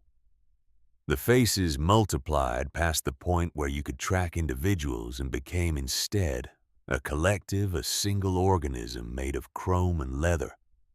and the particular kind of loyalty that doesn't require explanation because it predates language. Boone found him at 8:45. He was a big man, Boone with a white beard and hands that had built and repaired more things than he could probably remember. He clapped Ray on the shoulder and stood beside him and looked out at the gathering. "Jimmy Foster's boy," Boone said. Ray nodded. Boone was quiet for a moment. "Jimmy came to me once," he said. This was maybe 6 months before he left the chapter. He came to me and he said, "Boone, I've got a kid coming and I'm trying to figure out what kind of man I want that kid to see when he looks at me." He said he thought the patch was fine, but he wanted more than the patch to be his answer. He wanted the answer to be something simpler than that. "What did you tell him?" Ray asked. "I told him to go. He'll be a good father." Boone looked at the rows of motorcycles. I think he did. Ray thought about Dex in his 2 large coveralls, working by lamplight, saying you judge people by what they do, not by what they're wearing. He thought James Foster would have recognized that sentence. At 9 o'clock, Ray stood on the tailgate of Boone's truck at the edge of the lot, and 800 people arranged themselves in the open space before him in the casual but attentive way of people who have gathered for a purpose and are ready to hear it stated. He didn't prepare remarks. He didn't need to. He told them about a woman who ran her mother's diner in a small Indiana town and had served him a meal when no one else in that town would, and had done it without calculation, and was now facing the coordinated destruction of everything her mother had left her. He told them about a 14-year-old kid who had fixed his motorcycle at midnight in a garage his father had built and had refused to take $1 for it, and whose garage now had a broken window and bent tools and spray paint on the sign. He told them whose son that boy was. He didn't tell them what to do when they got to Crowfield. He didn't need to. When he stopped talking, someone in the back of the crowd asked if they were bringing paint. "There's a hardware supply truck meeting us there," Boone said. "Paintbrushes, rollers, tools, lumber glass." The crowd moved. Engines started. The sound of it built from individual notes into the full chord of it, something you felt in your sternum and your jaw, and the column of machines began to form on the access road and pull toward the highway. 800 motorcycles. Ray rode at the front. They came into Crowfield from the west on Route 40, and they came in the way 800 motorcycles come into a town, which is to say, the town knew they were coming before they arrived. The sound preceded them. It moved through the buildings and along the streets, and through the window glass of houses where people had been eating breakfast, or reading the paper, or watching the morning news. And those people set down their forks and their papers and looked out their windows. The column came down Route 40 and turned onto Main Street and filled it from sidewalk to sidewalk. Engines idling, chrome catching the October morning light. The Hells Angels patches visible on 800 backs, moving slowly through the center of a town of 3,000 people who had come out to their porches and their storefronts and their sidewalks and were standing in the particular silence of a crowd that does not yet know what is about to happen. Ray stopped his bike in front of Mama's table. He cut the engine. 800 engines cut behind him one after another in a cascading sequence that took almost a full minute to complete. And then there was a silence over Crowfield, Indiana, that was the loudest thing Ray had ever heard. He got off the bike. He walked to the front of Mama's table and he stood in front of the graffiti on the yellow brick wall. He turned and faced the street. He looked at the residents of Crowfield standing on their sidewalks looking back at him. and he looked at the 800 people who had ridden through the night and the early morning to be standing in this street. "We came to fix what got broken," he said. His voice carried in the silence. Nobody said anything. He turned back to the wall. Someone handed him a brush. That was all it required. That one moment of a man picking up a brush and beginning to work. The hardware supply truck had parked on the side street and was already being unloaded cans of paint and primer and rollers and drop cloths, moving hand to hand through the crowd with the efficiency of people who had done physical work together before. A team went directly to Foster's garage at the end of the block, where the replacement window had been delivered 2 hours earlier per Grady's call. 4 people began the window installation with tools they'd brought in their saddlebags. Others gathered the bent tools from the concrete and assessed what could be straightened and what needed replacement. The main wall of Mama's table got primer first. 3 people on each section working in overlapping strokes, covering the black paint with a base coat that went on white and would hold whatever came next. Ray was mixing color when Darlene came out. She stood in the doorway of her mother's diner and looked at the street.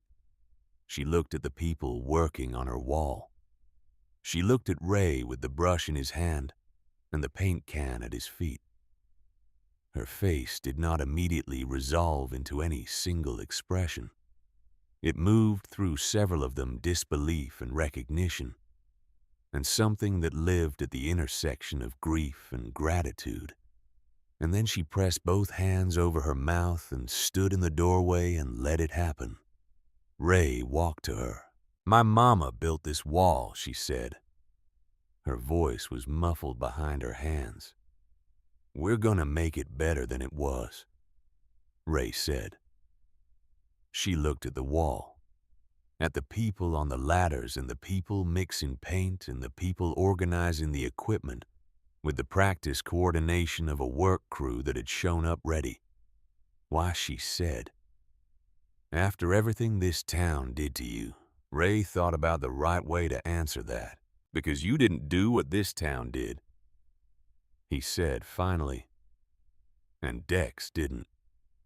And a man at the hardware store didn't. And that's the thing about a town. It's not one thing.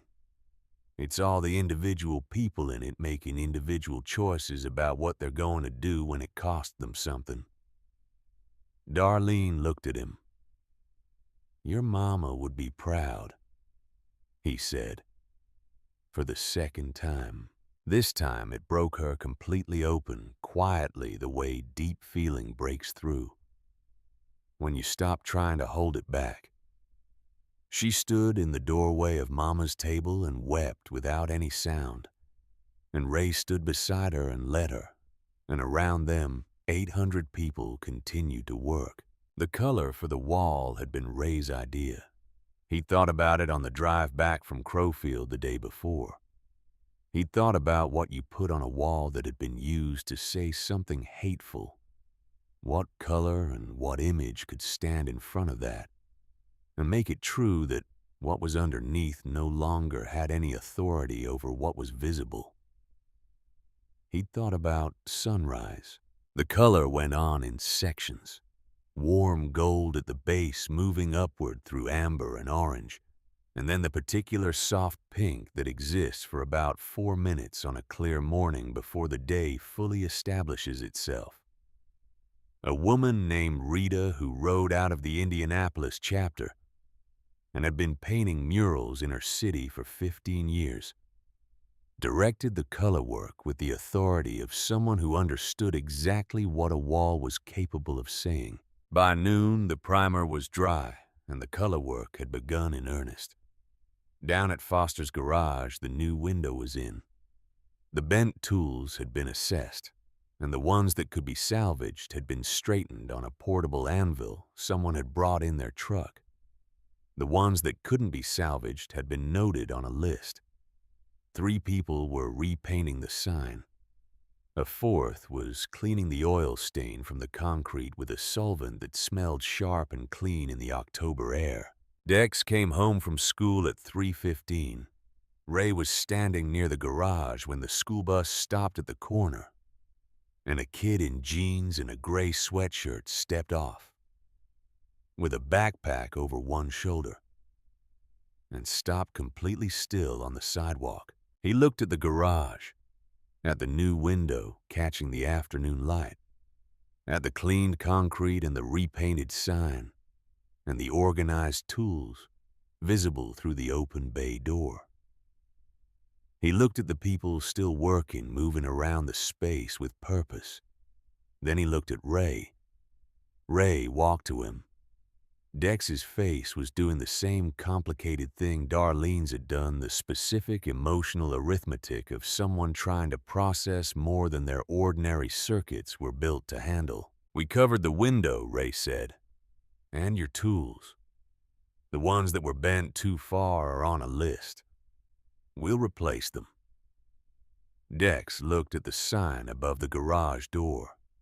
Foster's Garage in clean black letters on white, the same hand-painted style as the original which Rita had photographed and replicated.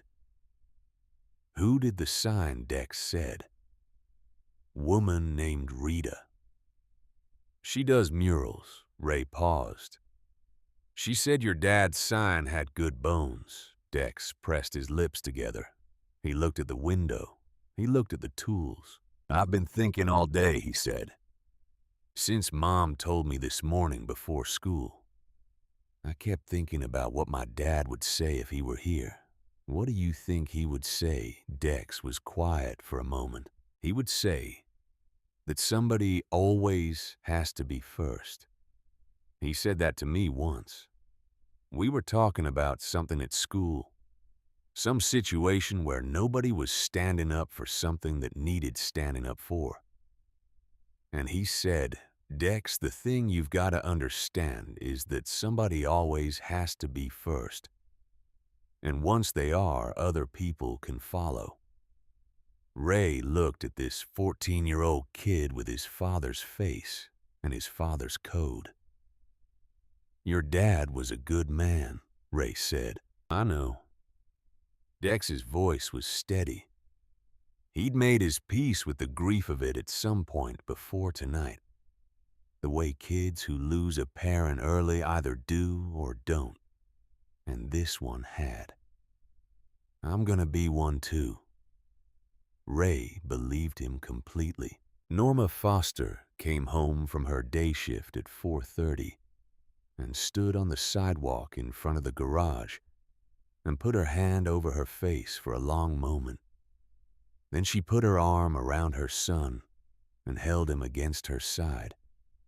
And the two of them stood there together looking at the restored garage of James Foster, who had built it and loved it and left it to them.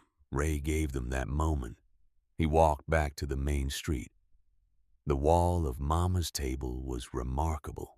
Rita and her crew had worked through the afternoon, and what covered the wall now was something that warranted looking at slowly, the way things that are done well warrant looking at slowly.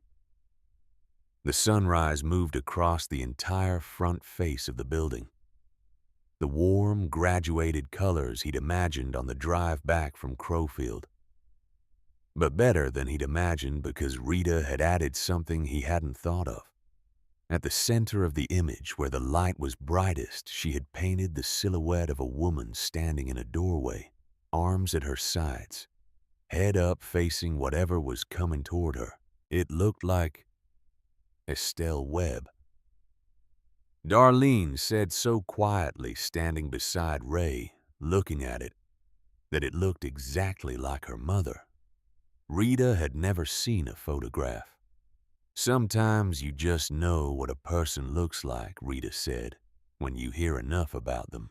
By 5 in the afternoon, the main work was done and the street had transformed. The town had been watching all day from porches and storefronts. and the sidewalk margins maintaining a cautious distance that had slowly been closing as the hours passed. Not all of them had come closer. Some had gone back inside, but some had stayed. And some of those had started to talk to the people working, and some of those conversations had turned into something: coffee brought out from houses, sandwiches. A woman from the Baptist church who arrived with 2 thermoses at noon and said nothing beyond asking how people took it. The children had come first, the way children always do. They had no investment in the politics of it. They saw people doing interesting things with color and tools, and they drifted over with the natural gravity of children toward activity. And then they were handing things and holding things and asking questions and getting answers. And by mid-afternoon, there were kids helping Darlene string orange and black lights along the roofline of Mama's table, and kids helping the garage crew, and kids sitting on motorcycles under careful adult supervision with enormous expressions of private satisfaction on their faces. Their parents had followed some of them. Mrs. Hartwell found Ray at 4:30. She came across the street from the direction of her house on the residential block behind the main street, and she was wearing a coat over what appeared to be whatever she'd been wearing at home, as if she'd made the decision to come quickly and not allowed herself time to change her mind by changing her clothes. She stopped in front of Ray and looked at the wall and then looked at him. She was not the person who had accused him of theft in that diner 2 nights ago. That person had been certain and elevated and armored by the assumption that her certainty was a form of virtue. The person standing in front of him now was something else. She was smaller, and not because she had shrunk physically, but because the armor was gone. "I owe you an apology," she said. She said it to her coat buttons. Then she made herself look at him. "What I did in that diner. Accusing you of something you didn't do. In front of everyone. Because of how you look. Because of what you're wearing." She stopped. Started again. "I had already decided what you were before you sat down. I decided, and then I made the facts fit the decision I'd already made. And you were just a man who needed dinner and was trying to get to his sick little girl." Ray looked at her. "I've been standing at my window watching what's happening out here all day," she said. "And I've been thinking about who I was in that diner and who these people are who came here to fix what got broken. And I think I got it very wrong. About most of it." Ray said, "My daughter's gonna be okay." Mrs. Hartwell's eyes filled. "I'm so glad," she said. "I am genuinely so glad." He believed her. That was the thing. Whatever she had been 2 nights ago, what he saw in front of him now was genuine. People were not fixed objects. That was the lesson the road kept teaching him, and he kept needing to learn. He said, "You can tell people what you saw today, what actually happened here. That would mean something." She nodded. She looked at the wall. She stood there for a while looking at the sunrise and the silhouette in the doorway. "Your friend who painted this," she said. Finally. "She's remarkable." Rita was on a ladder touching up the upper right corner. Ray called up to her and told her she had an admirer. Rita said the wall admired itself, she just introduced it to its colors. The old man with the cane appeared at 5:15. Ray had seen him at intervals throughout the day, standing on the far side of the street watching. He had the careful, deliberate movement of someone whose body required advanced planning from his mind, but whose mind was still fully operational. He crossed the street one careful step at a time and stopped in front of the largest biker Ray had ever seen in person. A man from the Cincinnati chapter named Wallace, who was 6'5" and 300 pounds, and had both arms sleeved in ink from wrist to shoulder. The old man looked up at Wallace. Wallace looked down at the old man. "You want a coffee?" Wallace said. The old man said he took it black. Wallace got him a coffee. They stood together in front of the restored wall of Mama's table in the October afternoon light and drank their coffee, the old man and the enormous tattooed biker. And Ray watched them and thought that the world was strange and specific and occasionally more capable of surprise than you had learned to expect. At 6 o'clock, Darlene unlocked the front door of Mama's table and said dinner was on her. The diner was not large enough for 800 people. It was large enough for the 40 or so who cycled through over the course of the evening, sitting in booths and at the counter in groups of 8 and 10, eating what Darlene and Eddie put out, which was everything available in the kitchen, delivered in a continuous stream until it ran out. People waited on the sidewalk and came in as others left, and Darlene moved through it all with the particular grace of a woman doing what she was built to do, in the space she was built to do it in. Ray sat at the counter. Darlene put a plate in front of him without asking what he wanted because she remembered from 2 nights ago, and it was the same meatloaf and the same mashed potatoes and the same cornbread, and this time Ray tasted it. She also put 2 slices of pecan pie on the counter. "One for you," she said, "and one for Lily, for when she's ready." Ray looked at the pie. He thought about the 2 slices she'd tucked into that bag 2 nights ago that had ridden 90 miles in his saddlebag while he was riding for his daughter's life. He thought about the woman who had made that gesture when she was already losing customers and knew she would lose poor. "Your mama raised you right," he said. Darlene smiled. "She reminded me of that every single day for 30 years. I got pretty good at listening." Ray had one more conversation that evening. He had been watching Frank Greer's auto shop all day from the corner of his eye. The truck had been in the lot in the morning. By noon, it was gone. It had not returned. Walt Pruitt's department vehicle did not appear on Main Street at any point during the day.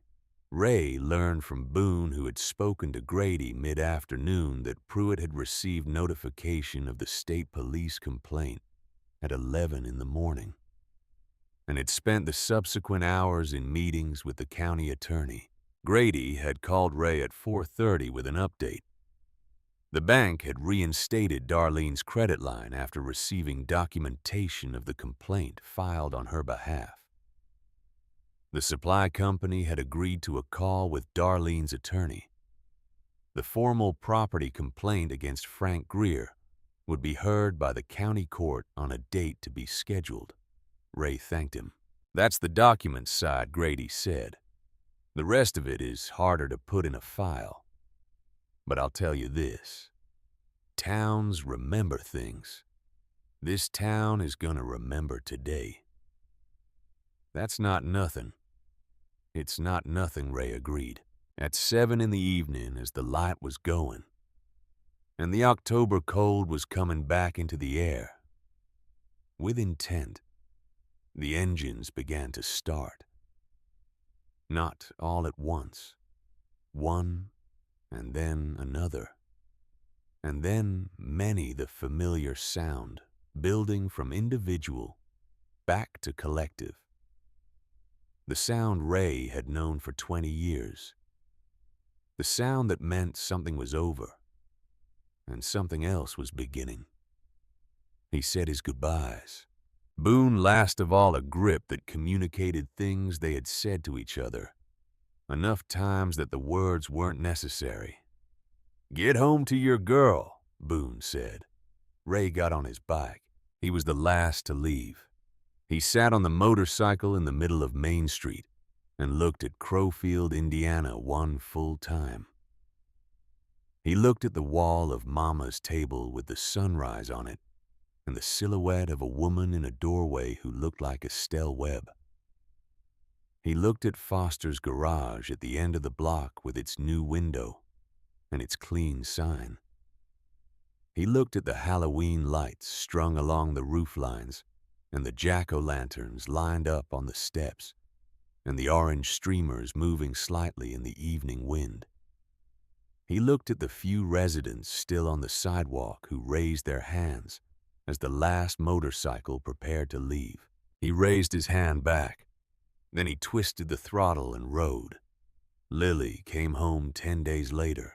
The recovery had not been easy in the way that real recoveries are not easy, which is to say it was made of small incremental improvements that on any individual day didn't feel like much, but across 10 days added up to something real and measurable. The color came back to her face. The IV lines came out one by one until there was only one left. And then that one came out too. She ate. First crackers, then soup, then actual food that she actually wanted, and on day 7 she had demanded specifically the apple slices with peanut butter that Ruth Ann made at home. And Ruth Ann had driven to the hospital with them in a container. And Lily had eaten every one. On the morning of day 10, Dr. Alvarez came in and looked at everything that needed looking at and said she could go home. Lily received this information with a gravity appropriate to its magnitude. Then she asked if she could stop somewhere on the way. She had been told in age-appropriate terms and at intervals selected by Ray's judgment about what had happened in Crowfield. About Darlene, who had fed her daddy when no one else would. About Dex, who had fixed the motorcycle when no one else could. She had listened with the focused attention she reserved for things that mattered, and had asked careful questions and had gone quiet in the particular way she went quiet when she was integrating something large. On day 8, she had told Ray that she wanted to go thank them. She said it the way she said things she had thought about for a while and arrived at a conclusion on. Not impulsively, as a statement of intention. Ray had said they would. He had also said nothing about the costume. That had been Ruth Ann's department. Ruth Ann had found it and purchased it and kept it in the car, and said nothing about it until the morning of discharge, when she produced it from the hospital bag with the neutral expression of someone who has done a perfectly reasonable thing and sees no need to explain it. It was a superhero cape, red with a gold star. Lily saw it and looked at Ray. Ray looked at the ceiling. She put it on over her hospital discharge clothes and wore it out of Memorial Hospital, with the cape trailing behind her and her hand in Ray's in the October sun on her face. And she stood at the curb with her eyes closed for a moment before she got in the car, just feeling the outside air on her skin after 10 days of recycled hospital air. And Ray stood beside her and let her have that. They drove to Crowfield. Ray had called Darlene the day before to say they were coming. Darlene had said she would make sure Dex was there after school. They pulled up to Mama's table at 3:45. Lily pressed her face against the car window when the building came into view and said nothing for a long moment. She was looking at the wall. The sunrise was still there, warm and permanent in the October light. The graduated gold and amber, and the soft pink at the top, and the silhouette of a woman in the doorway facing whatever was coming. "It's beautiful," Lily said. "A woman painted it," Ray said. How did she know what colors Ray thought about it? She knew what the place deserved, he said. Darlene was at the door. She came out when she saw the car and stood on the step, and when Lily climbed out of the back seat wearing her red cape. Darlene put her hand over her heart and stood there for a moment. Lily walked up to her with the direct purposefulness of a 7-year-old who has decided something. "Thank you for helping my daddy," she said. Darlene crouched down to her level. She looked at Lily's face, the face Ray had been afraid he would not get to see. Grow up the face that had Lily's mother in it, around the eyes, and had Ray's determination in the set of the jaw. "Your daddy helped himself," Darlene said gently. "I just made sure he didn't do it hungry." Lily considered this. "He always does better when he's not hungry." She agreed. "He gets quiet." Darlene laughed. It was a real laugh, the kind that comes from somewhere unguarded. She straightened up and looked at Ray with the warmth of someone who has seen the full shape of something and finds it good. She brought them inside. Ruth Ann came in behind them and settled at the counter with the ease of a woman making herself at home, which was her particular gift in any space she entered. The diner had customers in it, not full but present, and the presence of them meant something after what Darlene had described 2 nights ago, when she told Ray about 3 customers in a day. The pecan pie came out, 2 slices, one for Ray, one for Lily. Lily tasted it, and her eyes went wide in the manner of a child encountering something genuinely beyond expectation. "This is the best thing," she said. "My mama's recipe," Darlene said. Lily looked at the photographs on the walls. The decades of them, the same building in different light, different clothes, different faces holding the same warmth underneath. "Is your mama in one of these?" Lily asked. Darlene pointed. The photograph was from the 70s, a younger version of the building, and a woman standing in the doorway with her arms folded and her chin up and the particular expression of someone who knows what they built and is not sorry for it. Lily looked at the photograph for a long time. "She looks like the painting," she said. Darlene was quiet for a moment. "She does," she agreed. Dex arrived at 4:10 on his bicycle, still in his school-clothes backpack, over one shoulder. He leaned the bike against the building and came inside and stopped when he saw Lily sitting at the counter in her red cape. He recovered quickly in the manner of a 14-year-old who was too old to be caught being surprised by things. "You must be Lily," he said. "I'm a superhero," she told him, which she apparently felt was the more relevant identification. "I can see that," Dex said. He sat down on the stool next to her and looked at Ray. "How's the bike running?" "Perfect," Ray said. "No problem since you fixed it." Dex nodded with the satisfaction of a craftsman receiving confirmation of work done properly. He ordered a slice of pie from Darlene and ate it with the unhurried appetite of a teenager who had ridden a bicycle 2 miles after 6 hours of school. Lily watched him eat with the evaluating attention she brought to people she had decided were important. "My daddy says you fixed his motorcycle when everybody else wouldn't," she said. Dex considered how to answer that. "I fixed it because it needed fixing, and I knew how he said. That's all. He said nobody would fix it because of his patch." Dex looked at the counter.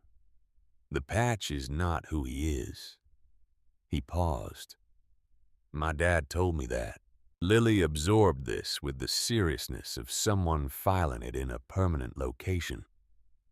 Then she reached into the pocket of her hospital discharge clothes and produced a piece of folded paper. She had made it in the hospital, Ray knew. Ruth Ann had brought her crayons on day 3, and she had made several things, most of them given to nurses. And she had made this one and told Ray it was for somebody specific, and she would deliver it herself. She unfolded it and smoothed it on the counter and pushed it toward Dex. He looked at it. It was a crayon drawing in the style that 7-year-olds draw, in which is to say with a fidelity to emotional truth rather than physical accuracy. There was a motorcycle, blue and black, with a figure on it. Next to the motorcycle was a garage identifiable by the word garage, written on it in careful capital letters.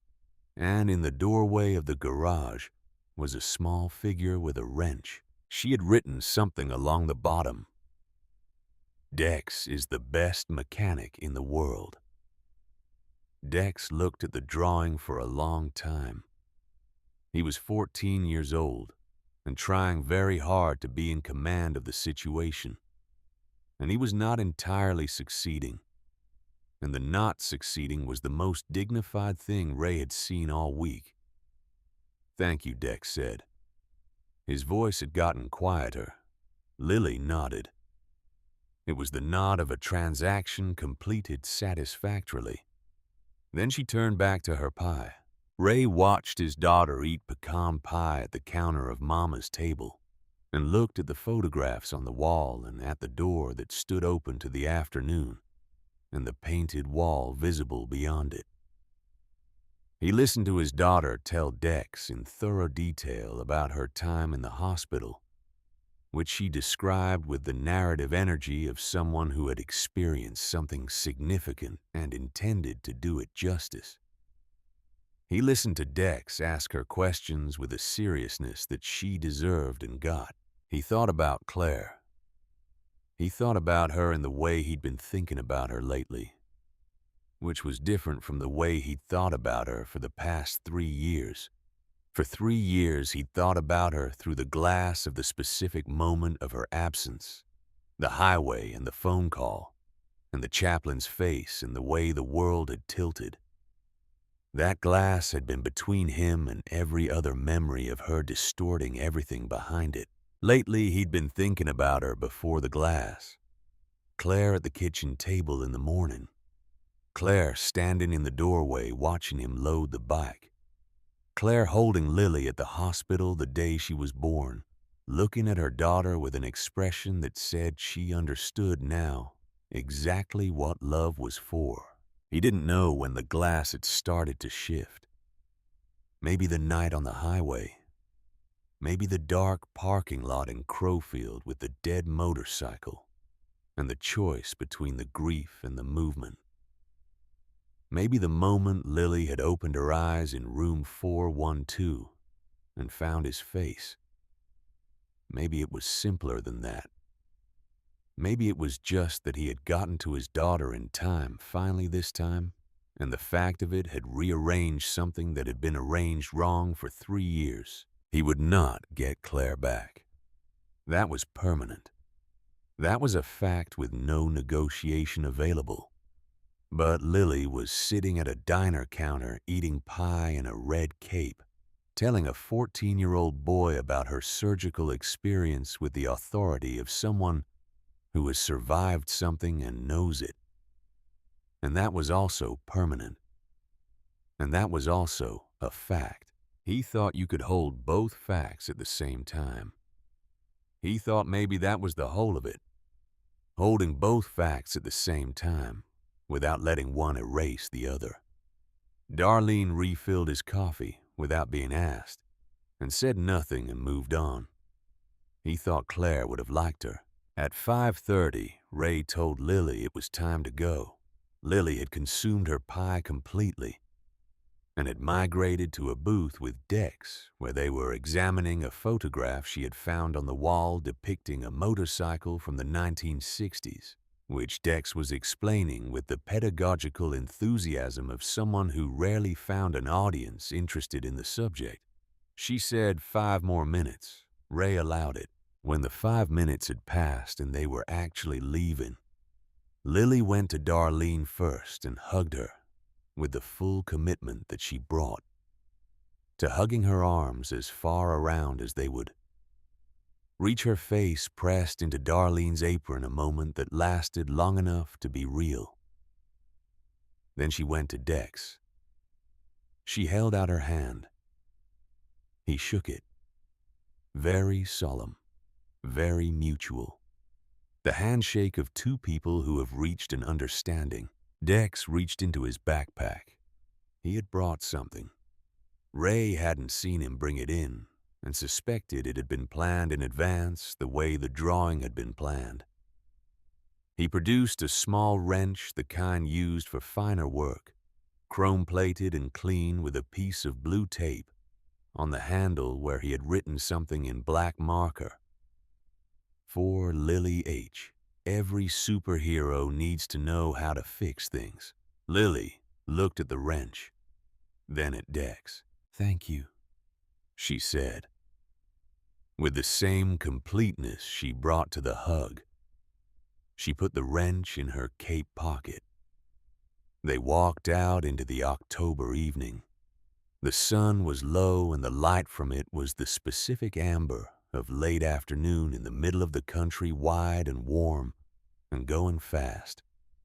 The painted wall caught it directly and held it, the sunrise image lit by actual setting light.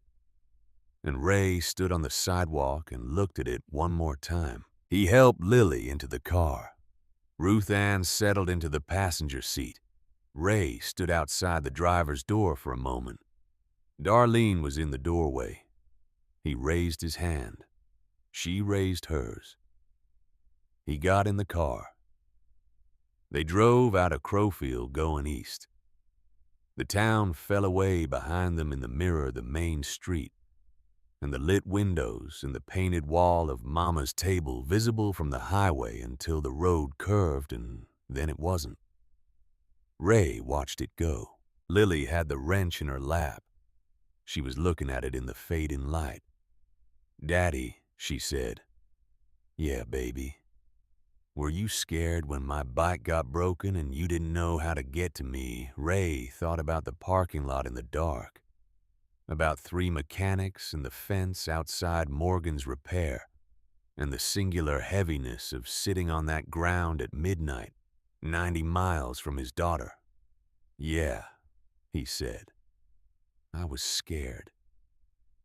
But you kept going. I kept going." She turned the wrench over in her hands. "That's what superheroes do," she said. "They get scared and they keep going anyway."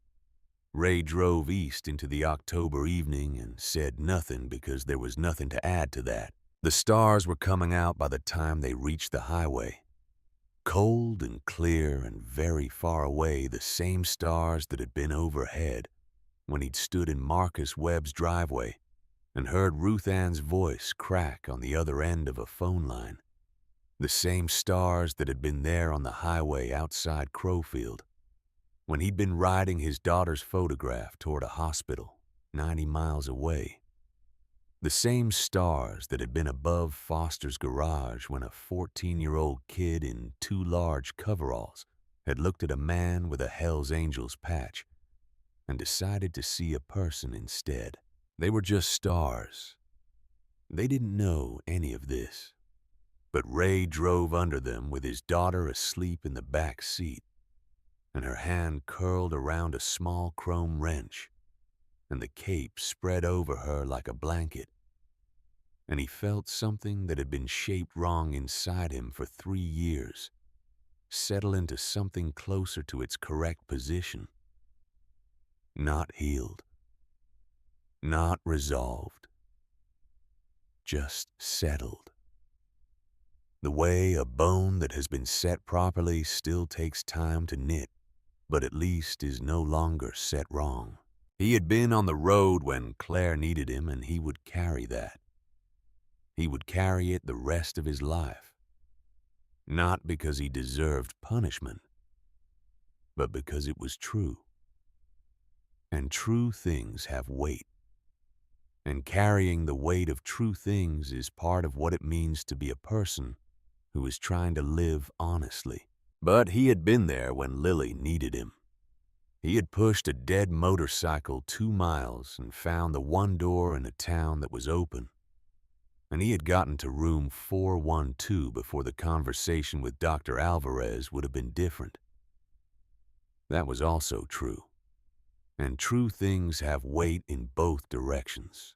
He drove home through the Indiana dark, past the small towns with their brief interruptions of light, past the grain elevators and the church steeples, past all the ordinary evidence of people building their lives in the specific places they had chosen or arrived at or been given. Ruth Ann dozed beside him. Lily slept in the back with her cape and her wrench. Ray drove. He thought about tomorrow, about the hospital follow-up at 9, and Lily's return to school the week after, and the ordinary machinery of a life that was going to continue imperfect and irreplaceable, and full of road between him and the things that mattered, and the ongoing work of being the man who got there anyway.